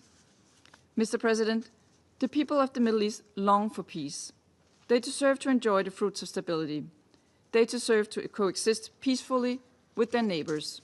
And they deserve the directions from the Security Council on how this can be achieved. We view the following actions as some of the very first steps on a long road to lasting peace. First, violence must cease in Gaza. We need an immediate ceasefire, the immediate and unconditional release of all hostages, and an end to Israel's blockade of humanitarian aid going into Gaza. We further call on Israel to ensure that any arrangement for the delivery of humanitarian aid happens in full respect of the humanitarian principles. Second, in Lebanon and Syria, we have to safeguard the operational space of UNIFIL and UNDOF to allow them to fulfill their mandates. While we acknowledge Israel's legitimate security concerns, we remain concerned by the recent Israeli attacks in Syria with reported civilian casualties. Israel must withdraw from the areas of limitation and separation, and equally, Israel must withdraw from southern Lebanon and dismantle any physical obstacles to UNIFIL carrying out its mandate. Third, we need to work together to support reconstruction, recovery, and reform throughout the region. Denmark supports the Arab Plan for Reconstruction of Gaza as a good basis and commend the initiative of France and the Kingdom of Saudi Arabia with the upcoming conference on the implementation of the two-state solution. Mr. President, in closing, Denmark maintains its firm commitment to permanent peace in the Middle East through a two-state solution. Regional leadership, coupled with and supported by sustained international engagement, including through this Council, can make progress. Denmark will continue to engage with all parties towards achieving this aid. I thank you. I thank the Permanent Representative of Denmark. I now give the floor to the representative of the Republic of Korea. Thank you, Mr. President, for convening this important meeting. I would also like to thank Secretary General for his comprehensive briefing. Last week's announcement by the World Food Programme that existing food stocks have been depleted reminds us that the current 8-week blockade of Gaza by Israel cannot be justified. Humanitarian aid should never be wielded as a political tool, yet famine is once again looming for Palestinians in Gaza. We underscore the obligations to respect international humanitarian law. This includes the responsibility of the occupying power to ensure requisite food and medical supplies and to grant free passage of humanitarian relief into and throughout the occupied territory. We urge Israel to immediately allow and facilitate humanitarian aid into Gaza by all relevant agencies, including UNRWA, fully respecting the principles of humanity, impartiality, and neutrality, and independence. The continued taking of hostages by Hamas is unacceptable. However, this does not lay the ground for Israel's non-compliance of international law. Mr. President, history will remember that the humanitarian catastrophe unfolding in Gaza, which is particularly acute for its 1 million children. We call on all parties to comply with their obligations to protect civilians and humanitarian workers. We take serious note of the belated admittance by the IDF to the deadly attacks in March, killing Palestinian emergency relief workers and a UN staff member. Credible investigations are still needed, and all those responsible must be punished, and concrete measures to prevent recurrence should be established. In addition, we remain deeply concerned by the apocalyptic living conditions in Gaza due to massive destruction, expanding no-go zones, and the critically strained health system and shortages of basic services, to name just a few. Israel's military strikes on heavy equipment vehicles provided by mediating countries for reconstruction deprives Palestinian civilians of their desperate hope for early recovery. Mr. President, we all know that the best way to ensure compliance with international norms in Gaza is a ceasefire. The efforts by mediating countries are still going on. As such, we strongly urge parties to this conflict to reinvigorate sincere engagement to secure renewed ceasefire. In this regard, we highlight the impassioned remarks by President Abbas of the Palestinian Authority, demanding that Hamas release all Israeli hostages and criticizing their actions as inflicting damage to the Palestinian cause. We hope that his rare comments, by drawing a clear line between the PA and Hamas, will be a starting point for both Israel and Palestine to move in the right direction toward advancing the two-state solution. Mr. President, we also need urgent de-escalation and compliance with international law in the West Bank. Ongoing evacuation orders, demolition of homes, and movement restrictions, combined with the expansion of settlements and settlers' violence, are driving Palestinian families from their land. We are deeply concerned that in 2025 alone, Israeli authorities have advanced plans for over 15,000 settlement housing units. We reiterate that Israeli settlements in the occupied Palestinian territory constitute a flagrant violation under international law, as provided in Resolution 2334. We call on Israel to engage with regional players, including the Palestinian Authority, to enhance coexistence and peace. In this regard, we welcome the holding of the international conference in June, co-chaired by France and Saudi Arabia. Mr. President, since the horrific terrorist attacks by Hamas on October 7, we have witnessed multiple significant developments in the region, notably in Lebanon, Syria, and Yemen. While some of them are driving the region into deeper instability, we also witnessed a historic transition of Syria. Its government's will to cooperate with the international community is a beacon toward a better future for the region.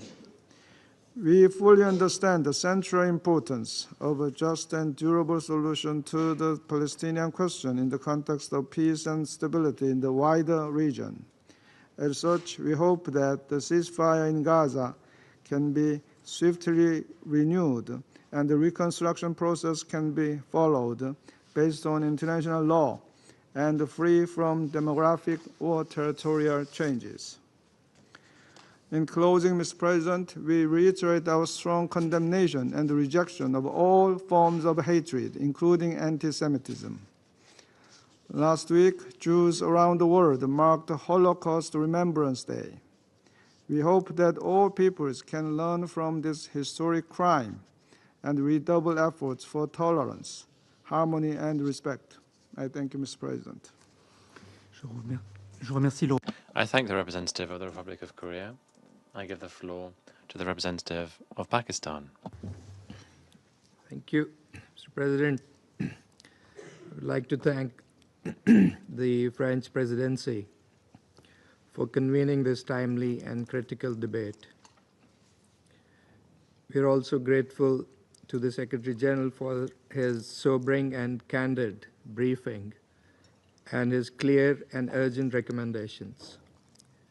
We commend and salute the United Nations staff and humanitarian workers who are engaged in Gaza under difficult circumstances. Mr. President, the tragedy unfolding in Gaza is without precedent, both in scale and in humanity. This is not merely a humanitarian crisis. It is the systematic destruction of a people and the erasure of a nation's right to exist. Israel's attack on Al-Ahli Hospital earlier this month, the last major hospital providing critical health care, was a horrific massacre. The deliberate targeting of civilians and essential infrastructure, the use of starvation as a weapon, and the incineration of displaced families in tents. These are not collateral damages of war. They are methods of war. The occupying power's intent is unmistakable: to leave no space that is safe for Palestinians. These are acts of war crimes and ethnic cleansing. Israel's unilateral breach of the ceasefire agreement brokered by Egypt, Qatar, and the United States was a deliberate choice of return to war over diplomacy. This assault on Gaza is killing civilians at 4 times the rate of previous conflicts. Since hostilities resumed, nearly 2,000 more Palestinians have been killed, adding to the staggering death toll of over 52,000, among them more than 17,000 children. For over 7 weeks, Gaza has been under total siege. Food, water, and medicine have been blocked, plunging over 2 million people into famine.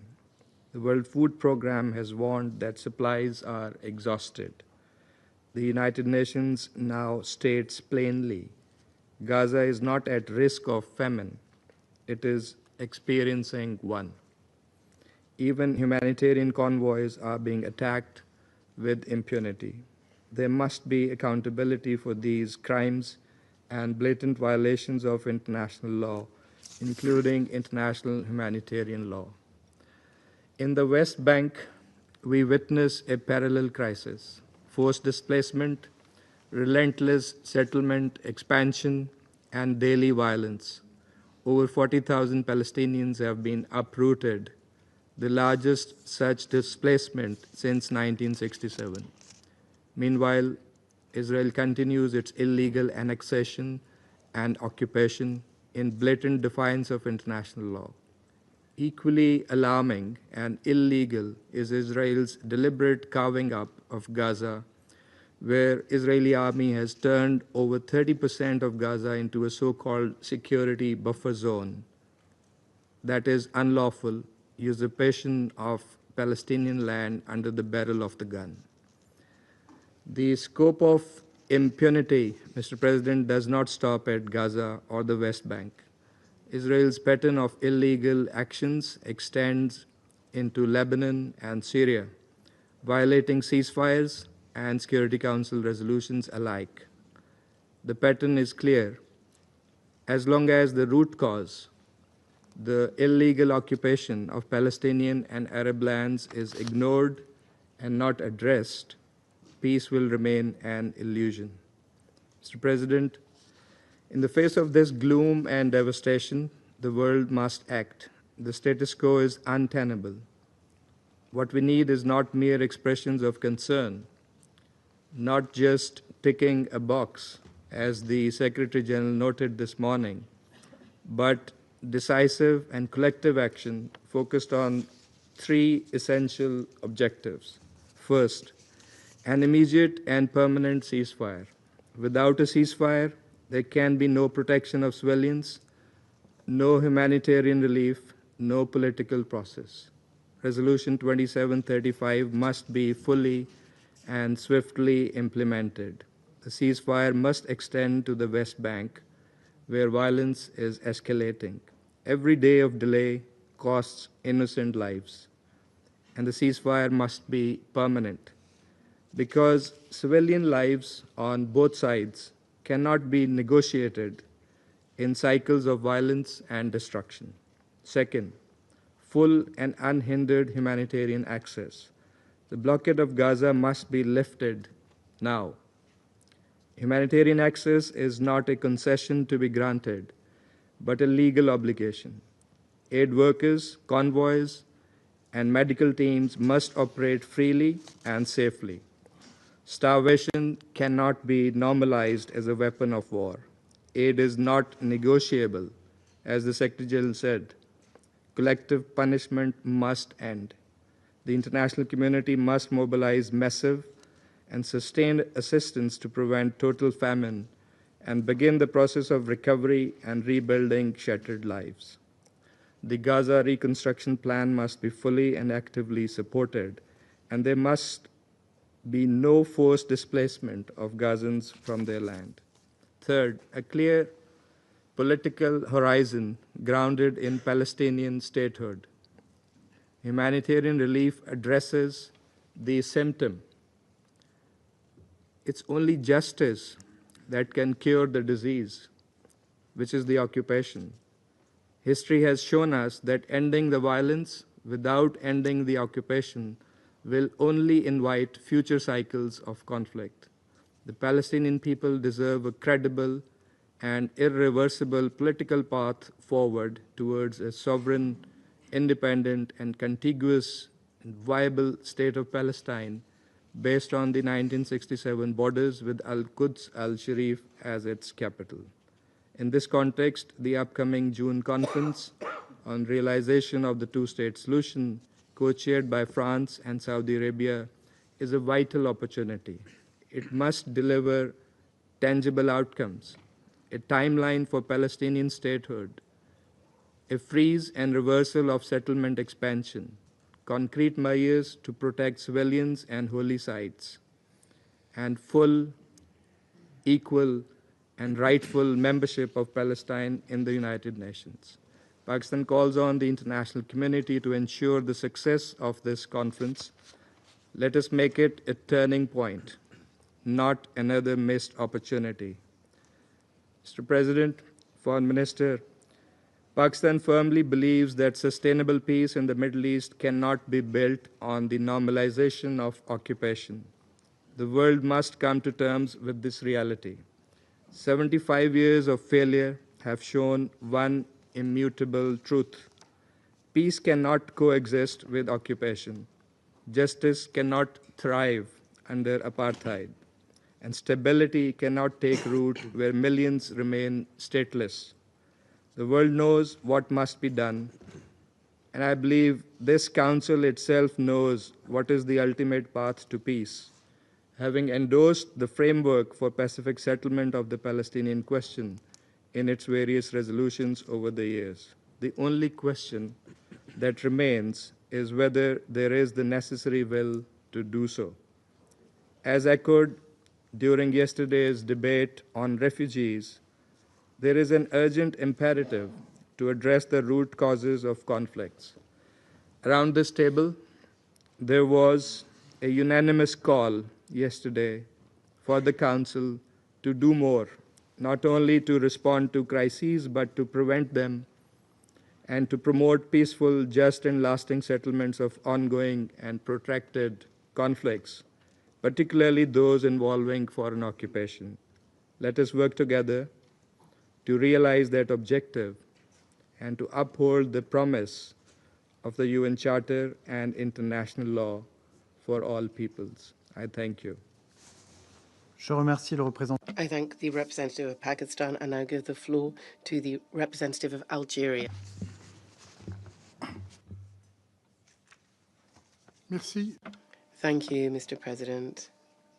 I would like to thank the French presidency for convening this high-level meeting that enables us to break the deafening silence surrounding, in this council, the Palestinian question. as if it were a foregone conclusion. This meeting perhaps will be a welcome break, a break from the oppressive silence of this council,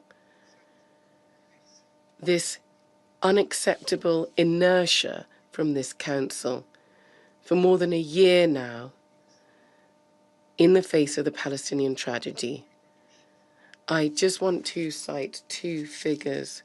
Over the past 2 months, we have seen the death of 2,273 Palestinians and almost 6,000 injured. President, I would like to express our sincere gratitude to the Secretary General for his briefing and for his tireless efforts to ease the suffering of the Palestinian people and to bring an end to the relentless Israeli aggression against a defenseless civilian population. These efforts, while deeply appreciated, have regrettably not shaken the intransigence of the Israeli occupying power, which remains determined to pursue its ongoing deadly campaign, a campaign of genocide, a campaign of ethnic cleansing, a campaign of collective punishment, and of systematic destruction of Palestinian life and livelihood. Worse still, the international community and this very Security Council failed to extend the level of support required to make this effort impactful. The absence of collective action, the lack of accountability, and the double standards have emboldened the Israeli occupier to act with total impunity, total immunity. Today, we find ourselves at a critical juncture, and we must ask ourselves, when will our word be translated into action? When will the resolution of this very Security Council be finally enforced? When will international law cease to be a tool selectively applied?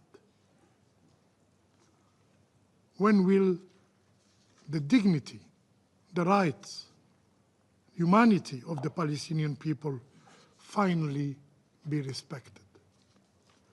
Mr. President, for over 18 months, the people of Palestine, particularly in Gaza, have endured unspeakable horrors, mass killings, mass starvation, mass displacement, and mass destruction. Abandoned and defenseless, the Palestinian people face one of the most ruthless occupying forces in the world. The international community failure to uphold its moral and legal responsibilities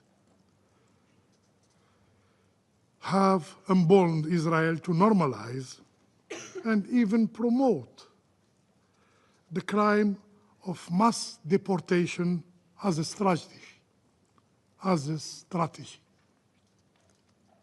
Let us be clear. This is not a war. This is organized systematic annihilation. Despite the horrific figures well known to everyone, some still refuse to see the reality and to condemn the indiscriminate attacks on the Palestinian people. The reality is blatantly reflected in reports from the Office of the UN High Commissioner for Human Rights, which confirm that 36 recent Israeli attacks,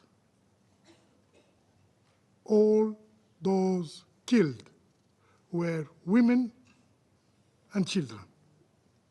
Yes, all of them. This pattern points to either indiscriminate bombing or the deliberate targeting of civilians. What justification can possibly explain these atrocities? What new narrative will the Israeli occupying power spin? That every tent bombed was a Hamas center for command? A Hamas center for command?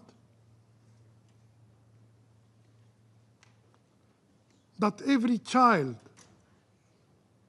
buried alive was a threat? The deliberate targeting of Palestinian civilians under the direction of the highest political and military Israeli authorities is evident. It is well documented.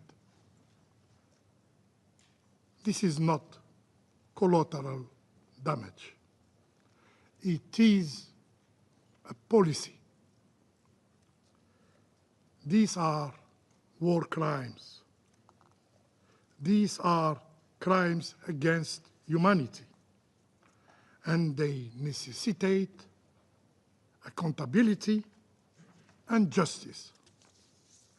Mr. President, international humanitarian organizations confirm that Gaza is experiencing now the worst humanitarian catastrophe since October 2023. This is one of the worst humanitarian failures of our generation, of the international community.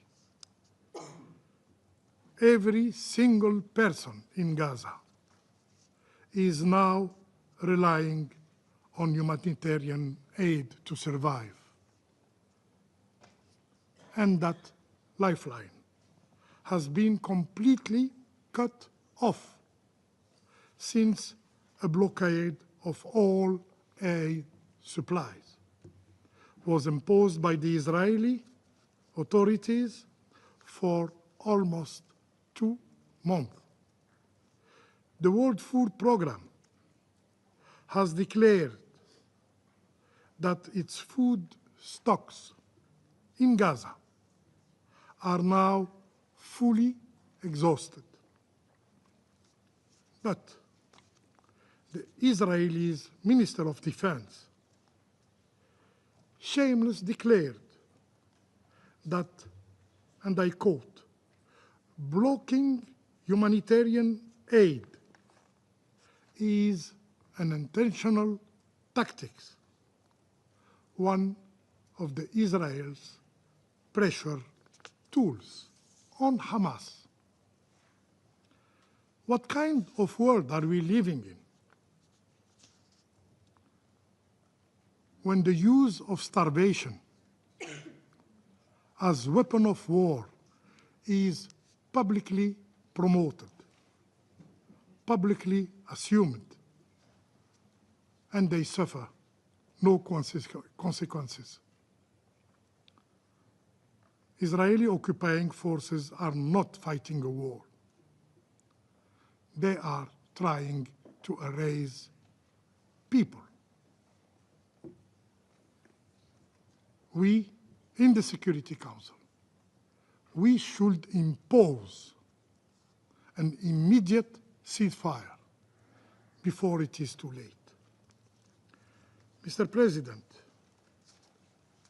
situation in West Bank is not less alarming.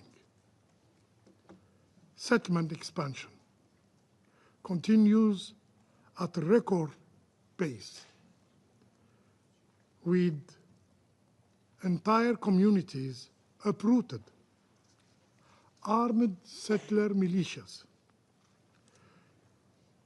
protected and empowered by the Israeli authorities roam freely, attacking Palestinians' families, burning homes, destroying fields and places of worship. And Palestinians are being forcibly displaced in broad light.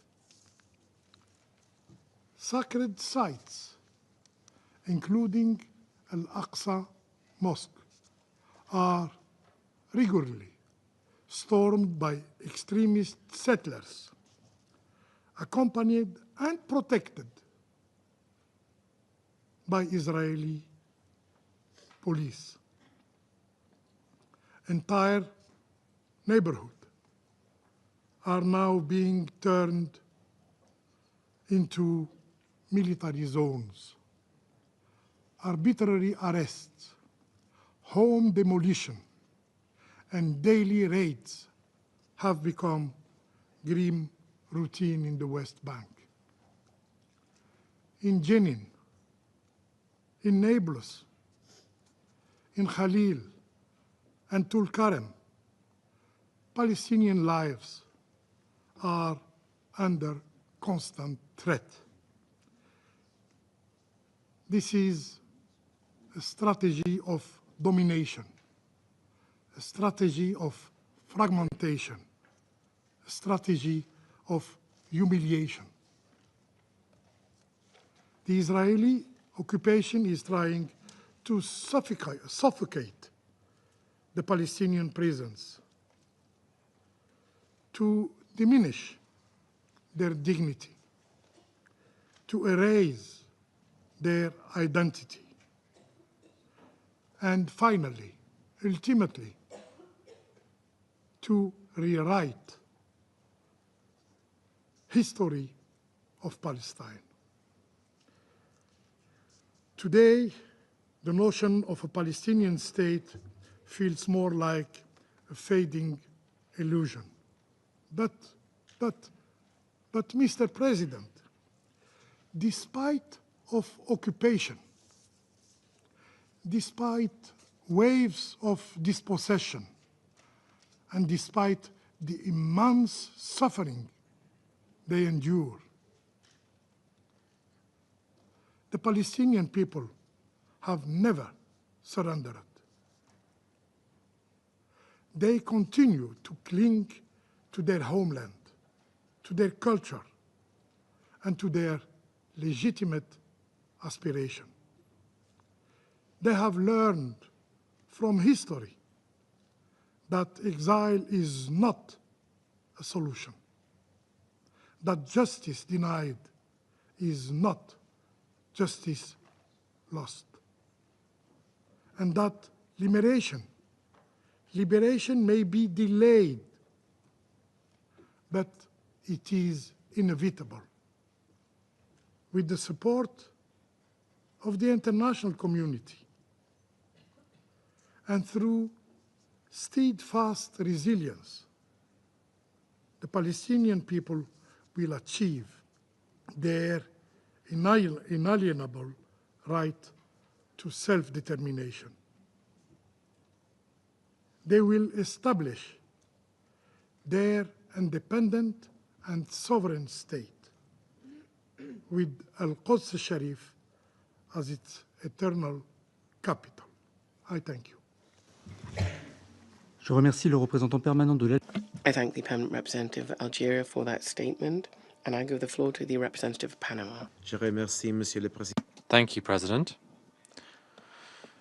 On behalf of the government of Panama, we'd like to express our acknowledgement to France for the way in which they have steered the Council this month and for convening this open debate on the situation in the Middle East.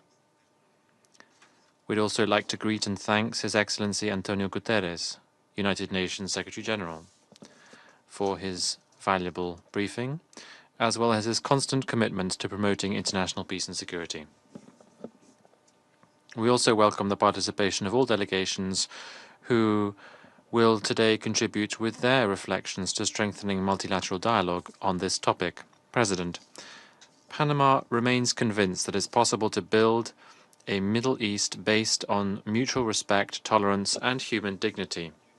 However, today, this potential is limited by a reality that is affected by many crises that are superimposed upon each other: prolonged conflicts without a political solution, persistent humanitarian emergencies, essential services that have collapsed, and fragile security environments.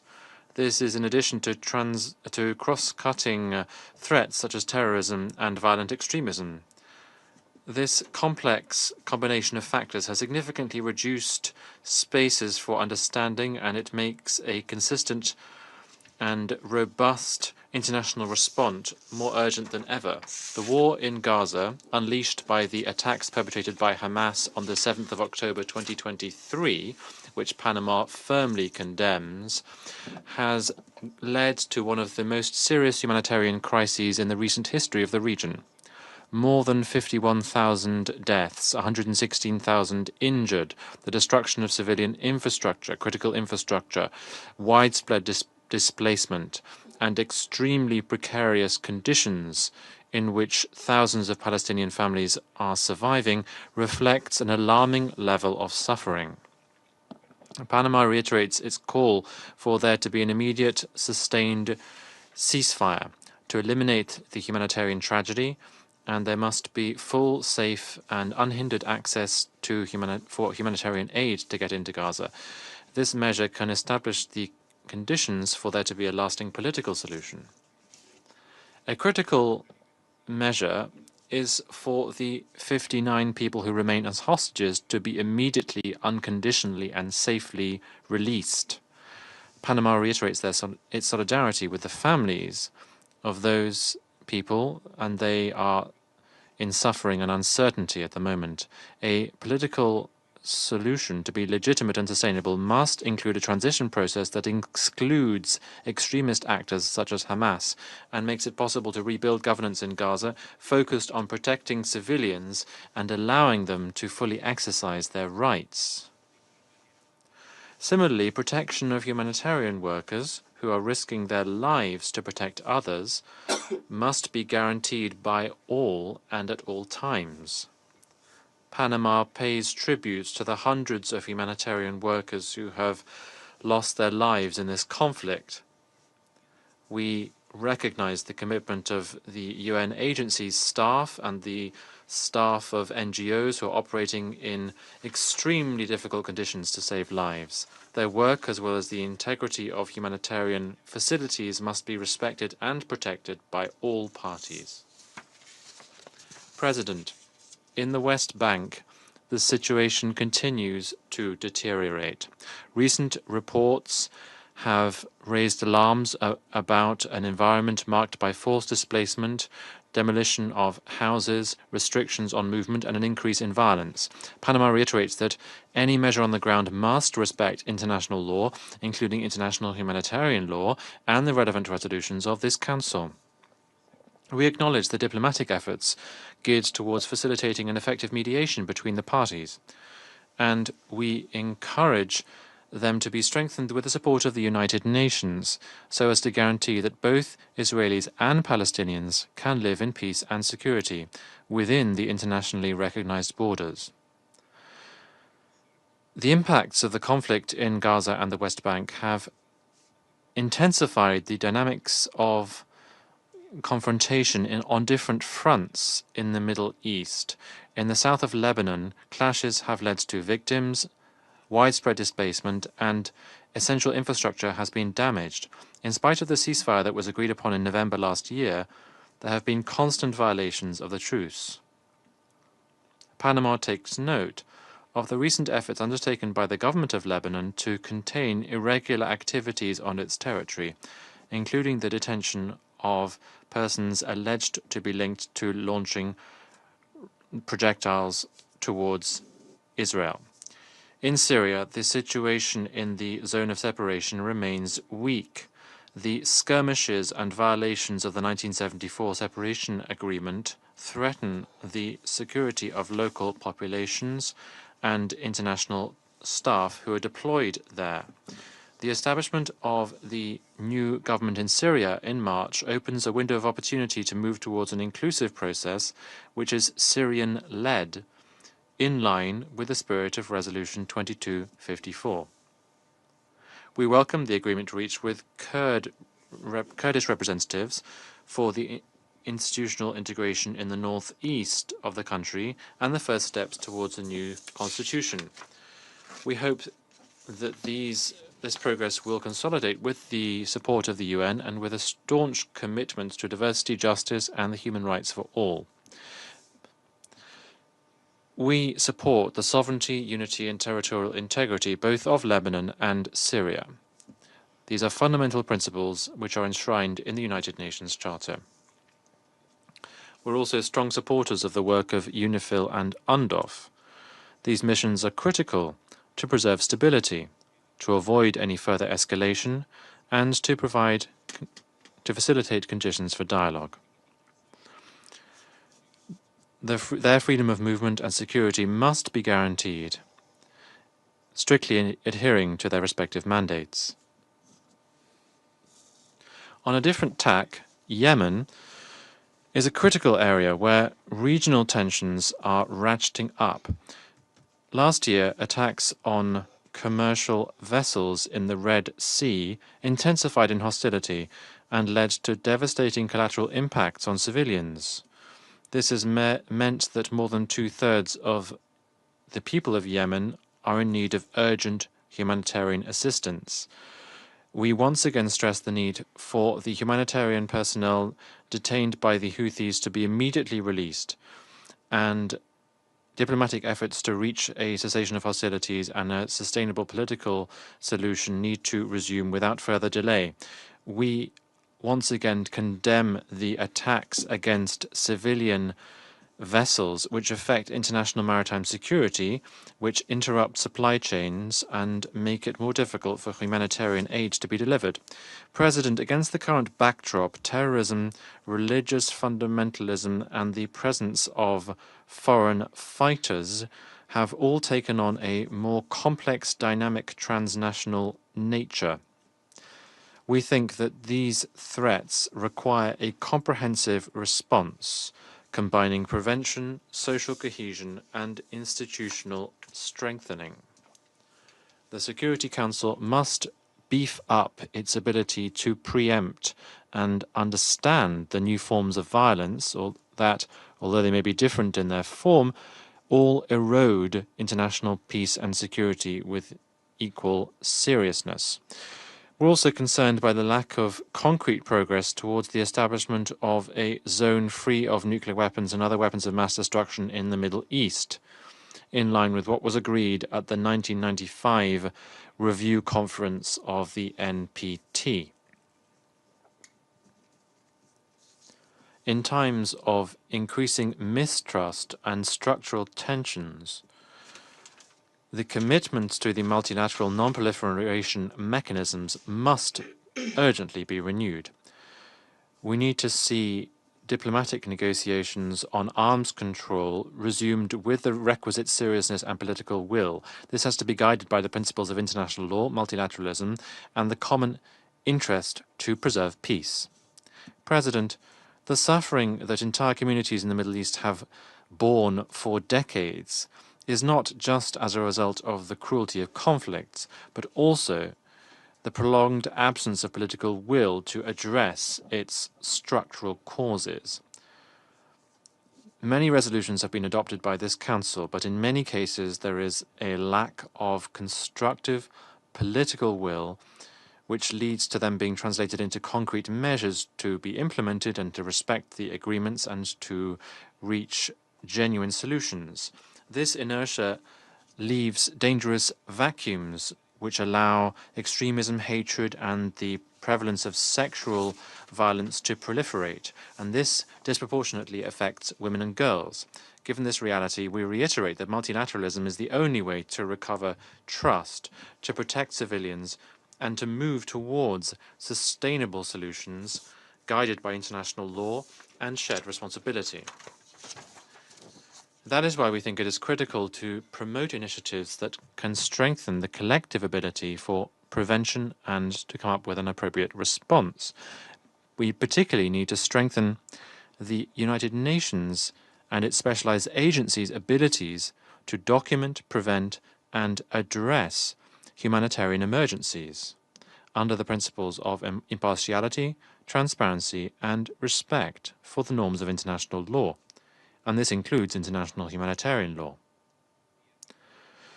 We also need to support national reconciliation led by local actors with international technical support, recognizing the diversity of societies and ensuring the full, effective, safe, and meaningful participation of women as the way to build lasting peace. We also need to bolster cooperation between agencies of the UN system and regional mechanisms such as the League of Arab States to improve humanitarian coordination and to promote inclusive political solutions. President, in conclusion, behind every conflict that we address in this Council, there are lives that have been silenced and they deserve to be recognized.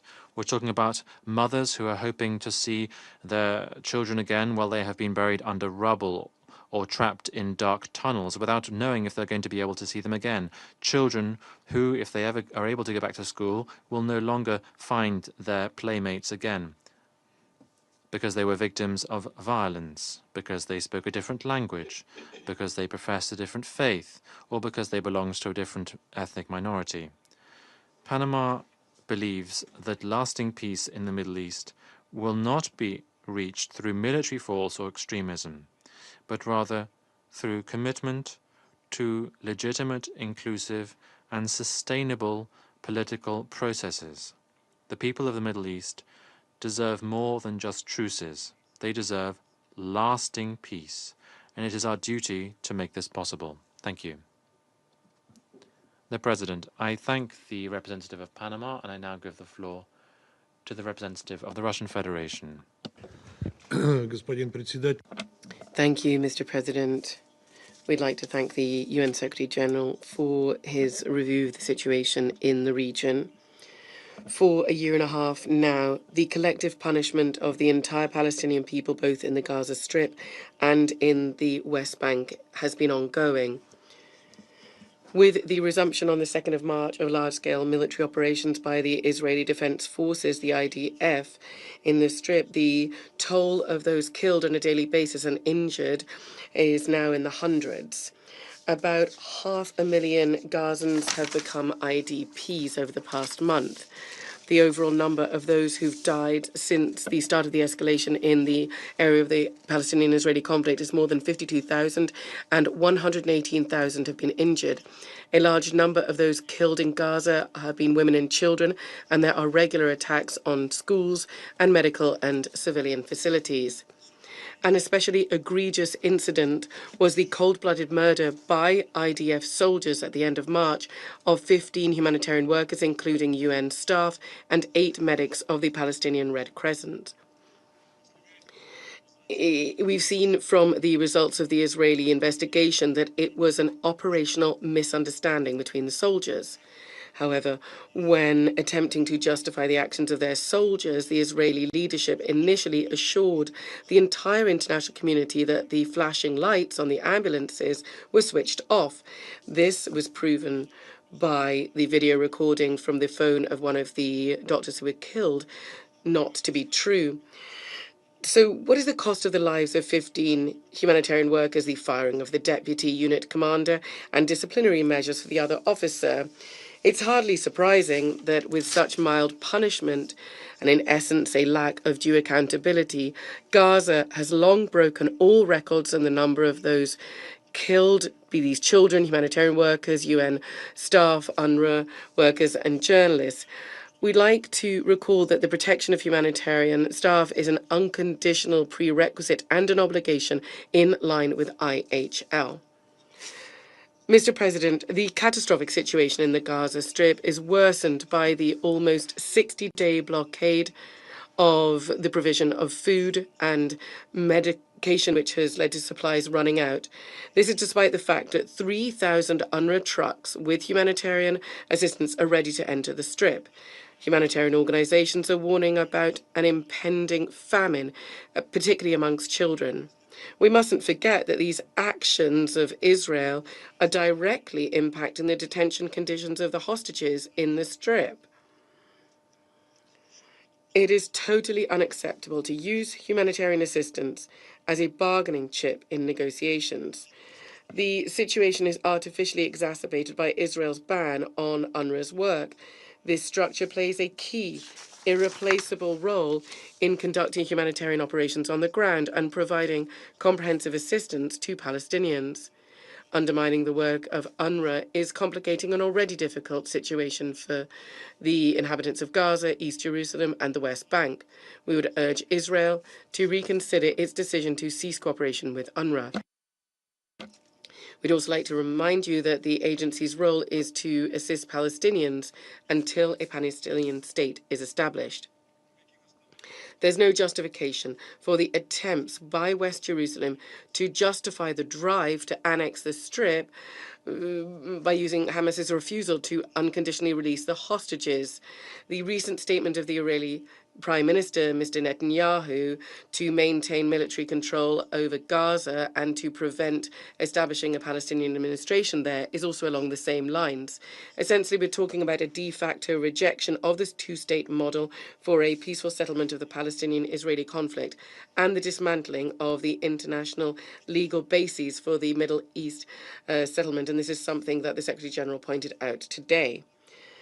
Something that is part of this logic is the ongoing West Bank Iron Wall operation covering Jenin, Tulkram, and a number of other communities.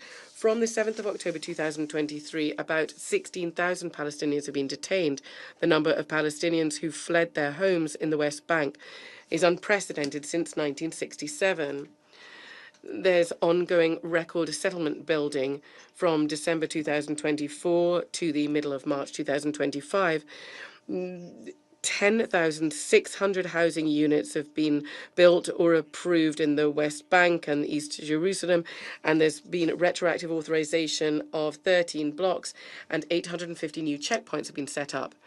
This de facto draws a line under the possibility of establishing a viable territorially contiguous Palestinian state. Mr. Minister, against this extremely pessimistic picture, there was a glimmer of hope in the words of the Prime Minister of Qatar regarding a degree of progress in negotiations between Israel and Hamas on a ceasefire. A renewed agreement would continue the work to stabilize the humanitarian situation in Gaza and to return IDPs, who now number millions, and to rebuild the Strip. This is the only chance to reunite those Israeli hostages who are still in the Strip with their families.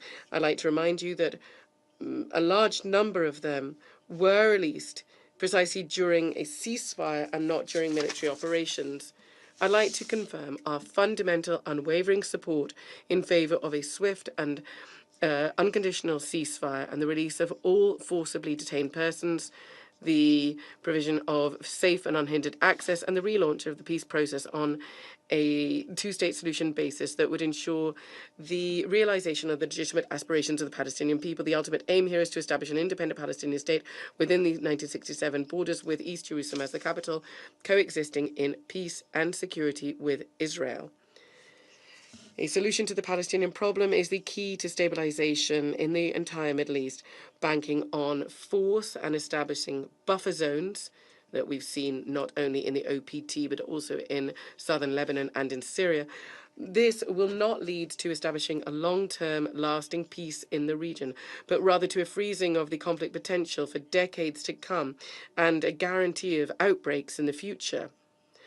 Properly taking into consideration and respecting the interests of countries in the region and promoting diplomacy and negotiations alone can help to overcome this dangerous trend and break the vicious cycle of violence. We are prepared to support any efforts of the UN Security Council to return to a peaceful settlement in the area of the Palestinian-Israeli conflict. A particular role here should be played by the Arab group, whose position regarding possible practical steps from the Council is one we unfailingly are guided by. We are prepared to work with all parties, sharing our desire to achieve a fair, long-term and lasting peace in the entire Middle East. Thank you very much. Je remercie le représentant de la Fédération. I thank the representative of the Russian Federation. I now give the floor to the Minister for Foreign Affairs of the Syrian Arab Republic. Sayyid al-Rais. Mr. President, Your Excellencies, Member of the Security Council, Your Excellencies, ladies and gentlemen, Syria is not an island isolated from its environment, but is an integral part of the region's fabric. Our stability, our security cannot be separated from the security, stability, and prosperity of our neighbors. Violence and turbulences in any country do not stop at that country's borders. They transcend them to spread instability and create waves of displacement and extremism everywhere. We reject any force or any policy that threatens peace or endanger the lives and livelihood of people in our region. Since our liberation on the 8th of December 2024, the Syrian people had proved what can be achieved through national will and popular unity, even when the doors of international justice are closed. We have faced for 14 years systematic killing, systematic torture, and repression that continued for more than half a century. When this council failed to act, and there were several cases of vetoes that prevented the delivery of life-saving assistance, the Syrians decided to take their destiny into their own hands. We created an interim government that encompasses individuals who are highly competent and representatives of all the components of the Syrian society. This government has garnered recently unanimous support from the UN Human Rights Council. Mr. President, we have succeeded in unifying the former military factions despite the tremendous challenges within the framework of a common constitutional declaration and a genuine reform program. In the first national inclusive dialogue of its kind, more than 1,000 Syrians gathered to discuss the most prominent issues that affect the future of our country. We will soon launch a commission for transitional justice and an independent commission for the fate of the missing, in line also and in addition to our partnership with the OPCW to identify and destroy the remaining arsenal of the previous regime. We are also collaborating with the IIIM and other organizations concerned with justice to document the crimes and find the best ways to achieve justice and accountability and prevent recurrence of violations. Mr. President, these steps half a year ago were thought to be impossible. Yet today they are a reality. And despite that, our national work is subjected to real threat in the form of the Israeli repeated airstrikes that violate our space and our sovereignty. The pretexts that were used to justify such strikes in terms of the armed groups supported externally does not stand anymore. These strikes are not only a blatant violation of Security Council resolutions, particularly Resolution 242 and 497, but also destroy our civilian infrastructure and opens the space for chaos again and the return of militias against whom Syrians had fought for 14 years. All the narrative, the misleading narrative by the Israeli side had failed. The Syrian people feel concerned and feel threatened by the Israeli side as a result of the ongoing strikes and the indiscriminate bombing and the incursions. This forces people to displacement and to leave their villages that are along the borders in the southern of Syria. Several people were killed, were injured as a result of this aggression. This expansionist approach and over-inflating of the dangers and the non-respect of the sovereignty of the neighbors would lead to instability and violence in the region. Israeli practices against Syria will encourage and will find that the environment that is conducive for those groups affiliated with Iran to destabilize Syria. Not taking decisive decisions to deploy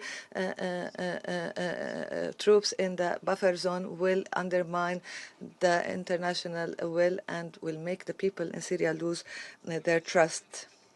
We met several times with UNDOF, who feel desperate and feel incapable as a result of Israel's blocking of their missions as mandated by this council. Mr. President, Christians and Kurds and Alawites, as well as the Druze and Arabs, agree fully that we will not accept any foreign interference in our country and reject the Israeli practices. They refuse to be used in the media campaigns of Israel that seek to divide Syria and keep it fragile and unstable.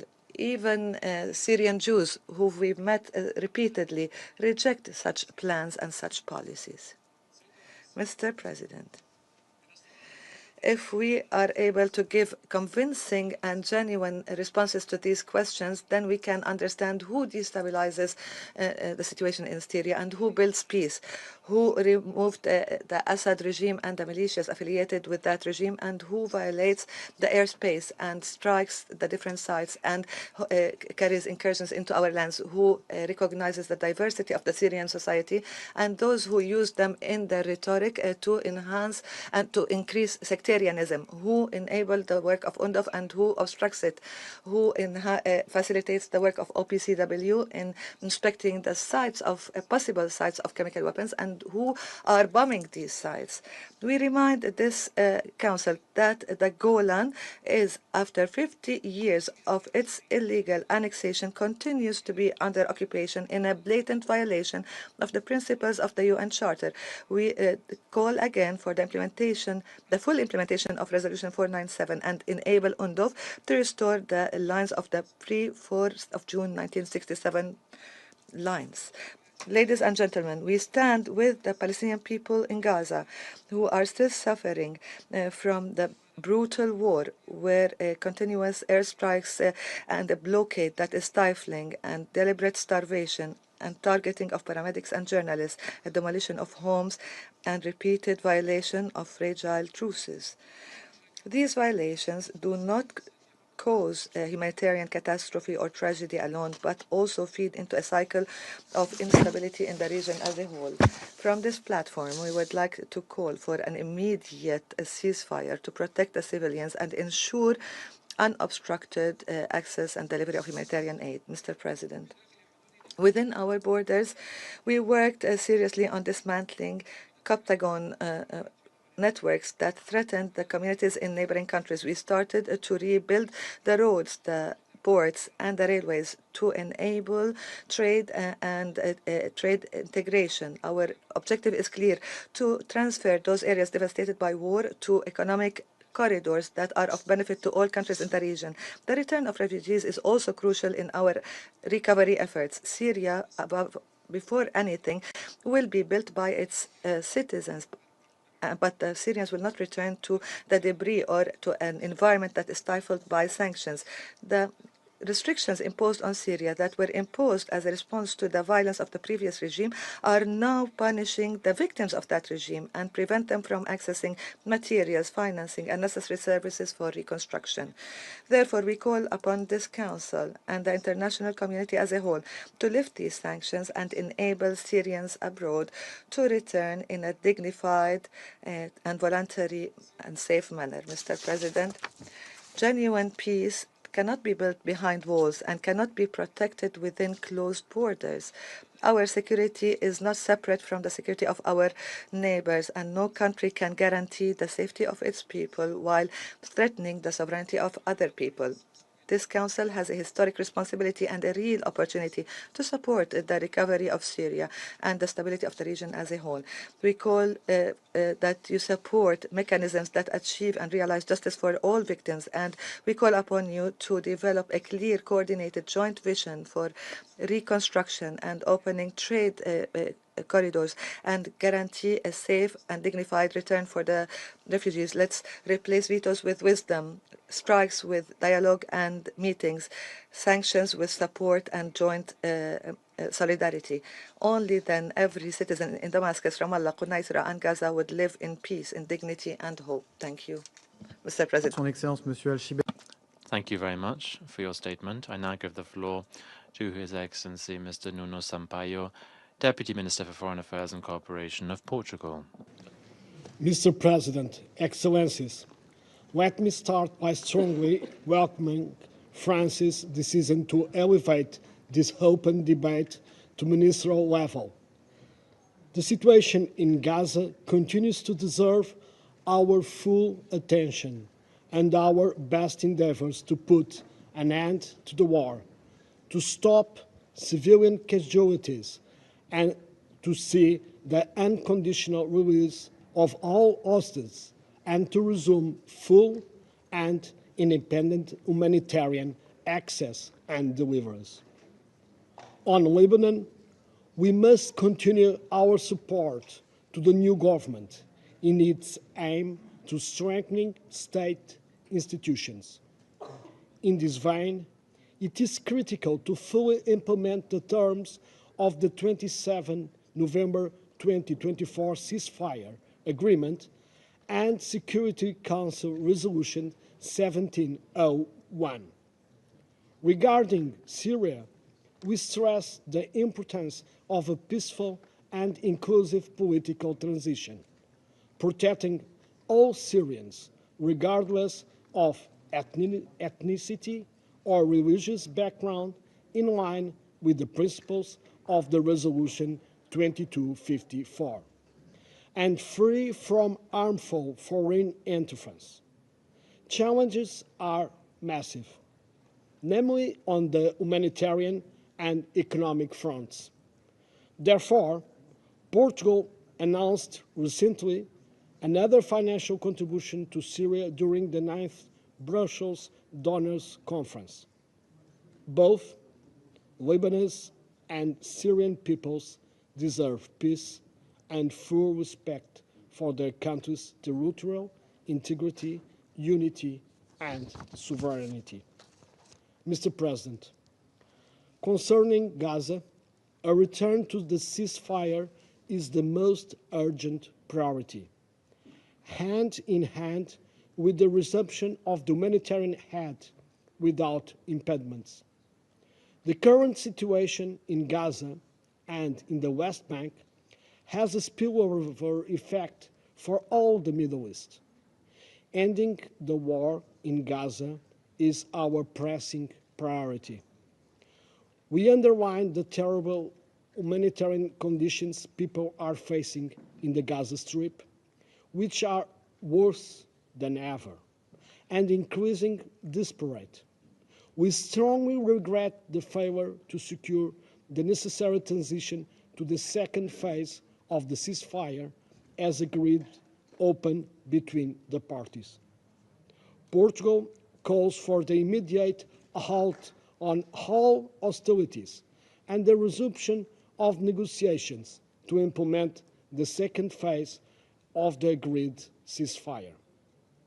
We greatly value and fully support the mediators' efforts, namely Qatar, Egypt, and the United States, in facilitating negotiations.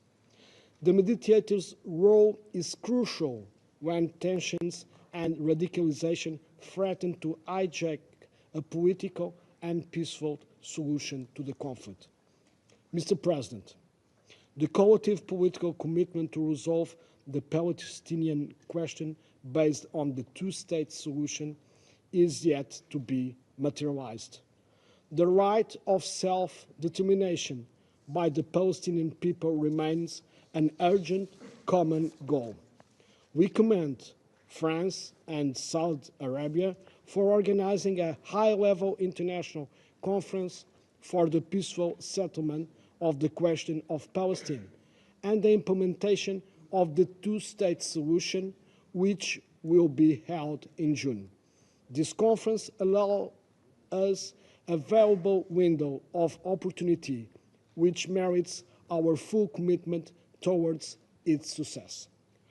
Portugal stands ready to work with the co-sponsors and contribute to the two-state solution, which we fully support, and as the only viable long-term solution for peace in the region and to the end of the conflict.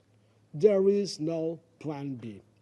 To enable a serious discussion on the two-state solution, we must have a ceasefire and the duly empowered Palestinian Authority, allowing for its further political contribution towards a peaceful political solution to the conflict, namely through its role on the ground as a factor of stabilization. Furthermore, UNRWA remains irreplaceable with a key role in ensuring stability on the ground.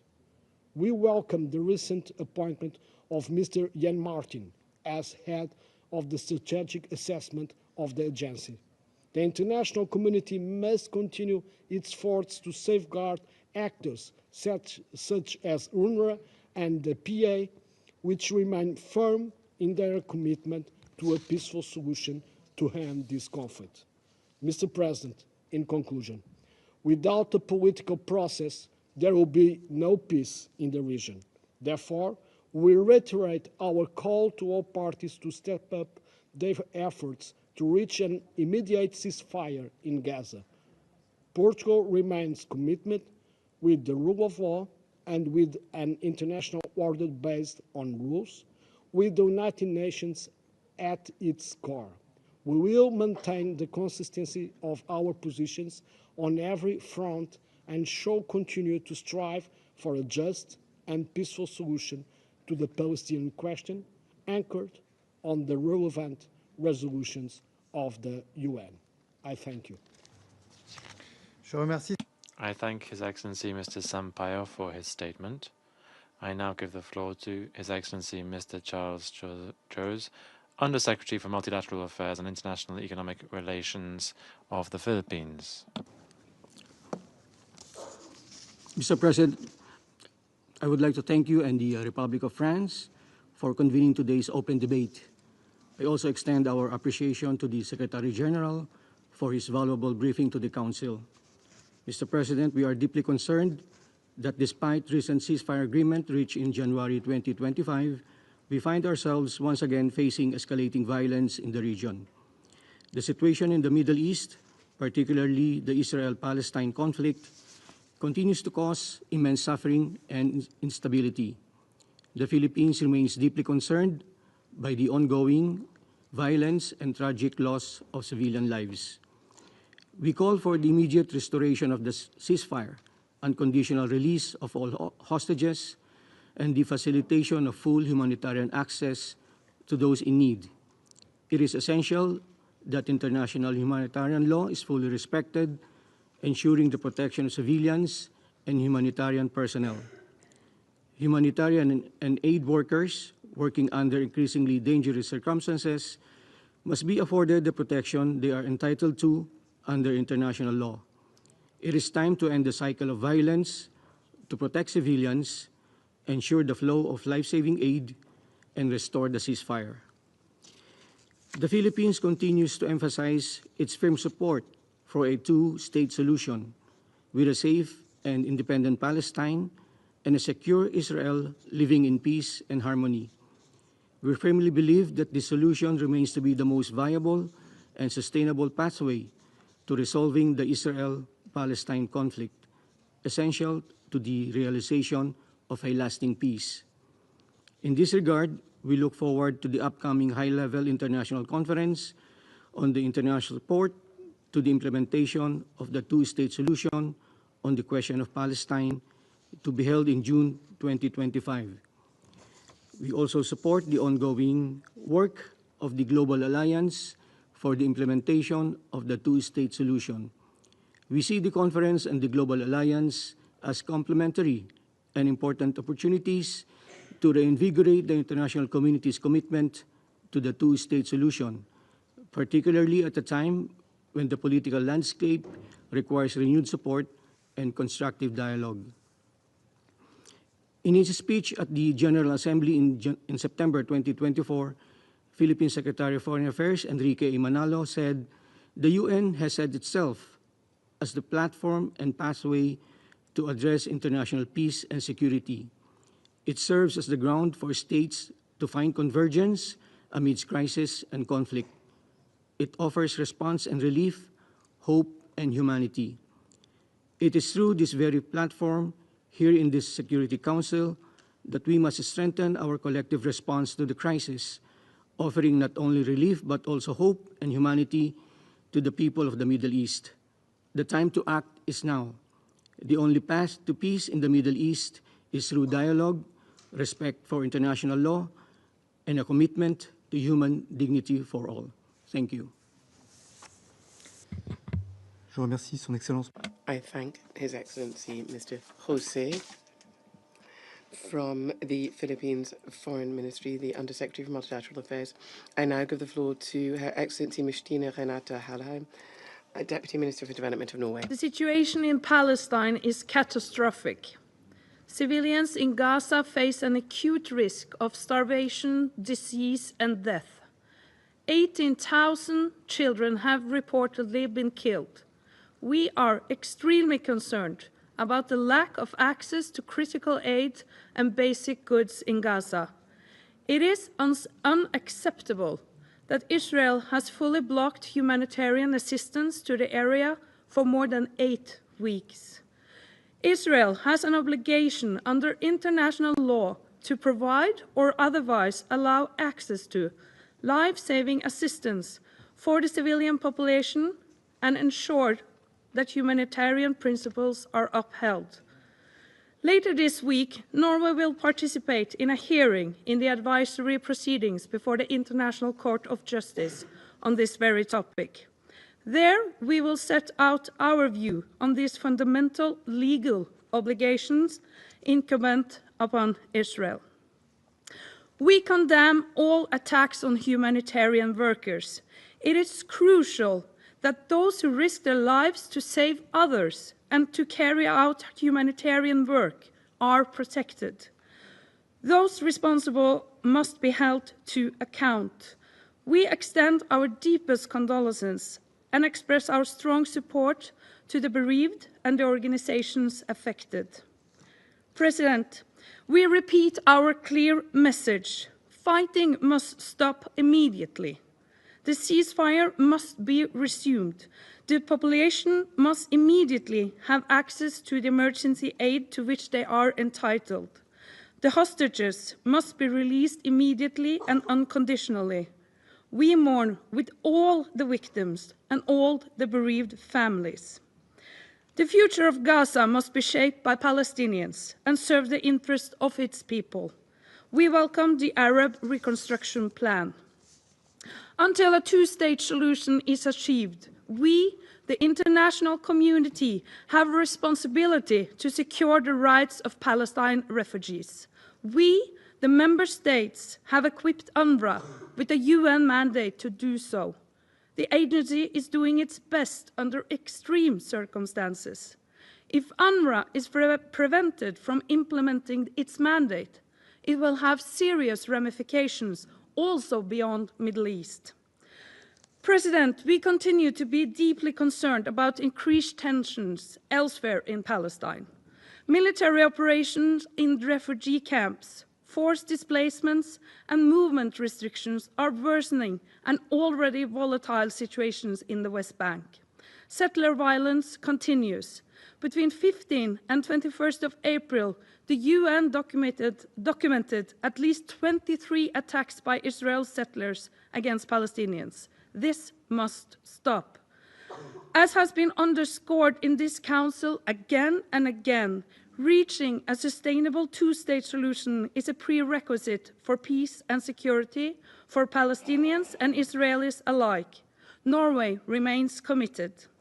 Let us use the upcoming UN conference in June, as well as the work of the Global Alliance for the Implementation of the Two-State Solution and the AHLC to intensify our efforts towards that end.